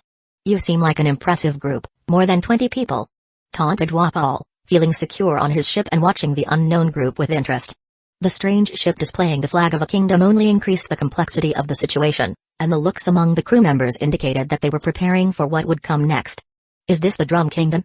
Nojiko exclaimed, surprised. "Do you have an eternal pose to the Drum Kingdom?" He continued speaking, but his words were ignored by Luffy, who answered Nojiko's question, despite the obvious. "It's them, and to think they would attack us here? This is the king who fled from his kingdom, what a surprise," Luffy commented, identifying the ship as the one Wapol used to escape when Teach attacked the Drum Kingdom. "Do you know me?" "Wait, are you saying I fled?" the man growled. "Yes, you fatty, I said you fled like a coward and useless as you are." Luffy wouldn't refrain from expressing his thoughts on this man. He was a coward who created tyranny among his people and destroyed the country that produced the best medicines in this sea. "How dare you be so bold, commoner? King Wapol is a king of a kingdom." "That's because you don't seem to know me. I've already killed a king, so I'm a regicide by nature," Luffy commented, but he wouldn't fight this time. The eyes of everyone on the crew, including the giants, turned to Luffy, awaiting his orders, aware that a confrontation was imminent. "Chaochu, Nojiko, do you want to go?" Luffy asked the dog. "Woof woof." Chaochu barked, expressing his readiness to face any challenges that lay ahead. "Yes." Nojiko spoke. "Just don't destroy the ship, so don't go into the final phase or avoid using too much destructive power, just get rid of them, whether they stay alive or not, but I want the king dead. There must be some hostages inside the ship, we'll need them," Luffy announced, and Chaochu barked in confirmation. Chaochu, Luffy's loyal zone dog, growled, while Nojiko prepared to showcase her explosive fruit abilities. Wapol's expression changed from confident to somewhat surprised as this group took the initiative to attack. Jumping through the air with Moonwalk, Chaochu attacked, while Nojiko exploded the ground beneath her, causing her body to fly towards the ship. "What is this? Do you really think you can face us? I am a king, after all," Wapol shouted, trying to regain his composure. "A dog? Kill the mutt and that woman." Seeing the dog and the girl flying towards him, Wapol gave the order, despite being stunned to see the dog and the girl almost flying. As they reached Wapol's ship, they were greeted by shots from the subordinates, while the two commanders in service to this king also attacked. Chaochu took his first form, not transforming into the final phase. His white fur turned red, and he doubled in size with 3 heads. Hey, hey! What is this dog? Shoot! Said a soldier, but he was disintegrated by a lightning bolt the next moment from one of Chaochu's heads. The woman is too strong. Boom! Before another could finish the sentence, Nojiko began exploding the soldiers. Chaochu and Nojiko, armed with determination, were chosen to confront Wapol and retrieve the hostages on the ship. The battle was intense, with Chaochu displaying his powerful mythical zone form in Phase 1 and Nojiko controlling the explosions strategically. The fight continued with Chaochu launching elements from the 3 heads and eliminating anyone attempting to shoot with rifles, while Nojiko dodged enemy shots and retaliated with controlled explosions. Wapol, initially confident, began to realize that he was losing control of the situation fighting against only 2 members of this pirate group, and this intensified when the woman exploded his 2 biggest warriors while she exploded them. At the climax of the battle, Chaochu focused his energy and launched a powerful lightning bolt, piercing Wapol's heart. The former king, unable to resist the attack, fell defeated. That was quite fast. Zoro commented. On the deck, there was no one alive anymore, everyone was easily taken down. Well, not a surprise, someone clean up this mess, let's see if there are any hostages alive. Luffy commented, reaching the deck of the enemy ship. Upon entering the ship, Luffy and Lami came across a prison containing about 20 people, all looking at the intruders cautiously. The doctor's reaction to seeing Luffy, a stranger, was mixed. Some were relieved, while others maintained an expression of distrust. "Who are you?" asked one of the doctors, representing the general sentiment of the prison. "I'm Monkey D. Luffy, a pirate captain. Your king is dead now. You'll come with us to the Drum Kingdom again." Luffy spoke, and Lami began opening the bars with her power. "Wapol is dead? Well, that's a surprise, thank you. But why are you doing this?" the same doctor asked. "Don't bother about my intentions, you'll know later. For now, just stay quiet and don't cause any trouble." Luffy shrugged. With not much to do, as the doctors realized they were captives of a new pirate group, they obeyed and went to the Black Pearl, in an isolated room. Luffy didn't want to waste time with them interacting with the crew while they trained. Before they returned to the Black Pearl, Luffy, with a determined look, expressed his satisfaction with Chaochu and Nojiko. "You guys were amazing. We're stronger than ever. But remember, there's always room for growth," Luffy told them. "Woof." Chaochu barked in his normal form, while Nojiko nodded with a small smile. After that, Luffy disintegrated the dead bodies and returned to the ship with the glorious blink in his hands. Now, he already had 4 extra boats, his speedboat that Lami used in the East Blue, the royal ship from Goa, another one he took after killing the Tenri Obito, and now this strange ship. "I'll ask my engineer to replicate the technology. It seems useful," Luffy muttered to himself, planning to make the most of the acquired resources. The Black Pearl resumed sailing after dealing with Wapol and his crew. The crew continued their journey, dedicating themselves to enhancing their skills in the coming hours. Luffy led the training, focusing on expanding hockey mastery, while specific members worked to master the skills initiated in Little Garden. The training unfolded on the deck of the Black Pearl, where, in addition to the team's usual hockey training and body strengthening with the 6 styles, the sound of blows, controlled explosions, and Chaochu's roars filled the air. They honed their devil fruits, ensuring greater control over their powers to avoid damage to the pirate crew's ship. After days of intense preparation, the Black Pearl approached the waters of the Drum Kingdom. A sense of anxiety and excitement permeated the ship, as everyone knew that a new island awaited them, full of challenges and opportunities. Chapter 125, Drum Kingdom 01. As Black Pearl sailed with grandeur, the calm waters near the Drum Kingdom revealed a spectacular sight. Mountain peaks rose like majestic towers throughout the island, punctuating the horizon with their grandeur. These mountains, covered in blankets of shining snow, created a stunning landscape that bestowed upon the kingdom an aura of serenity and white beauty. The natural towers reached towards the sky like pillars sculpted by nature, offering an imposing view as the crew approached. Each summit seemed to tell a unique story, as if the mountains were silent guardians of the Drum Kingdom. Among the majestic peaks, architectural structures could be spotted, harmonizing with the lush landscape. Tall and imposing towers blended with natural forms, creating a unique and enchanting atmosphere. The snow covering the peaks and extending across the land added a magical touch to the scenery, transforming the Drum Kingdom into a sight worthy of admiration. As the crew contemplated the imminent arrival on the island, a sense of adventure hung in the air over this kingdom covered by constant falling snow. "What a big place!" exclaimed Shirahoshi, her eyes shining with enthusiasm as she observed the majestic peaks of the Drum Kingdom's island. Dressed in warm clothing provided by Luffy, she was ready to explore the mountainous realm. But still, it's so cold here. Usopp shivered, expressing his discomfort with the low temperatures. We can endure this, right, Broggy? Dory, the giant, displayed his courage in the face of the challenging weather. Yes, after all, we are brave warriors of Elbaf, no weather condition can stop us. Agreed Broggy, sharing his companion's confidence. I find it pleasant. Commented Alvida, while Raju, with a neutral expression similar to the first, said. I don't have much to complain about. I must admit it's really nice here. Said Lami, enjoying where she was at that moment. I'm doing this out of necessity, heard? Vivi responded in a peculiar manner in her excuse. Suddenly, 4 female voices were heard, drawing everyone's attention to an iconic scene. Luffy, shirtless and looking completely at ease in the cold, was being clung to by Alvida, Raju, Lami, and Vivi. Each of them found a strategic position, embracing the captain in distinct ways like koalas clinging to their tree. The faces of Vivi and Lami turned red as they enjoyed the sensation provided by his warm skin in the cold weather. The captain seems to be enjoying this. Foo-fa-foo. Robin commented beside with a small laugh, looking at this comical scene. And you wouldn't be jealous, Robin? Nojiko teased with a smile beside her. It wasn't a secret that some noticed how Robin looked at her captain. Robin's feelings for Luffy had gradually grown in these last few days, like a flower blooming in a garden of emotions. She acknowledged the attraction that the captain exerted on her, a mixture of respect, admiration, and yes, a touch of something deeper. As she watched Luffy lead his crew fearlessly, face challenges with contagious confidence, and show unwavering compassion for his own, even though he was rough many times, he still took care of his people as he called them, Robin felt a special connection too. Luffy's presence brought a comforting warmth to Robin's heart, a feeling she had only experienced in her life when she found refuge with the professor in Ohara after being constantly chased by the island's children in her childhood. He represented more than just a leader, he was a source of hope, renewal, and surprisingly, something akin to an emotional haven bringing answers to her life after 18 years in search of a small spot in the midst of all her darkness that saw her dream. But today Robin saw a beacon after meeting Luffy, he ended up becoming her son. In the rare moments she caught herself glancing at him, she found herself lost in thoughts about how that man, uniquely and inadvertently, had changed the course of her life, something that only happened in the last few days. However, Robin was a master at hiding her deep feelings.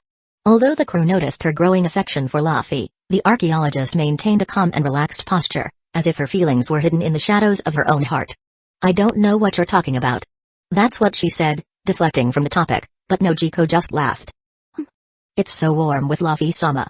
Shirahoshi quickly joined the group of women, grabbing Luffy's neck at that moment. My husband is truly seductive. Damn womanizer. Luffy baka. That doesn't mean I'm interested in you, Captain. Luffy-sama is so warm. Hey, it's you all clinging to me like monkeys, how can you call me that when I'm not doing anything?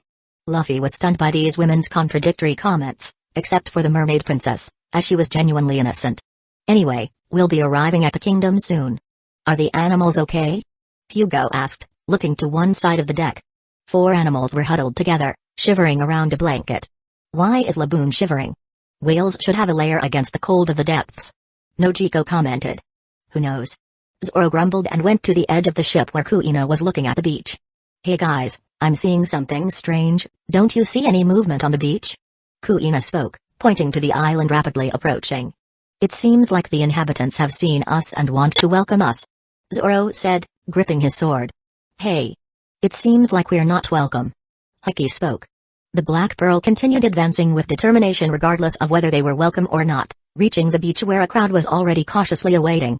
The impact on the snowy beach was marked by a hostile reception, with the locals pointing weapons and spears at the intruders who dared to arrive on their land. Luffy, standing out at the bow of the ship once it stopped, observed the scene with a confident smile.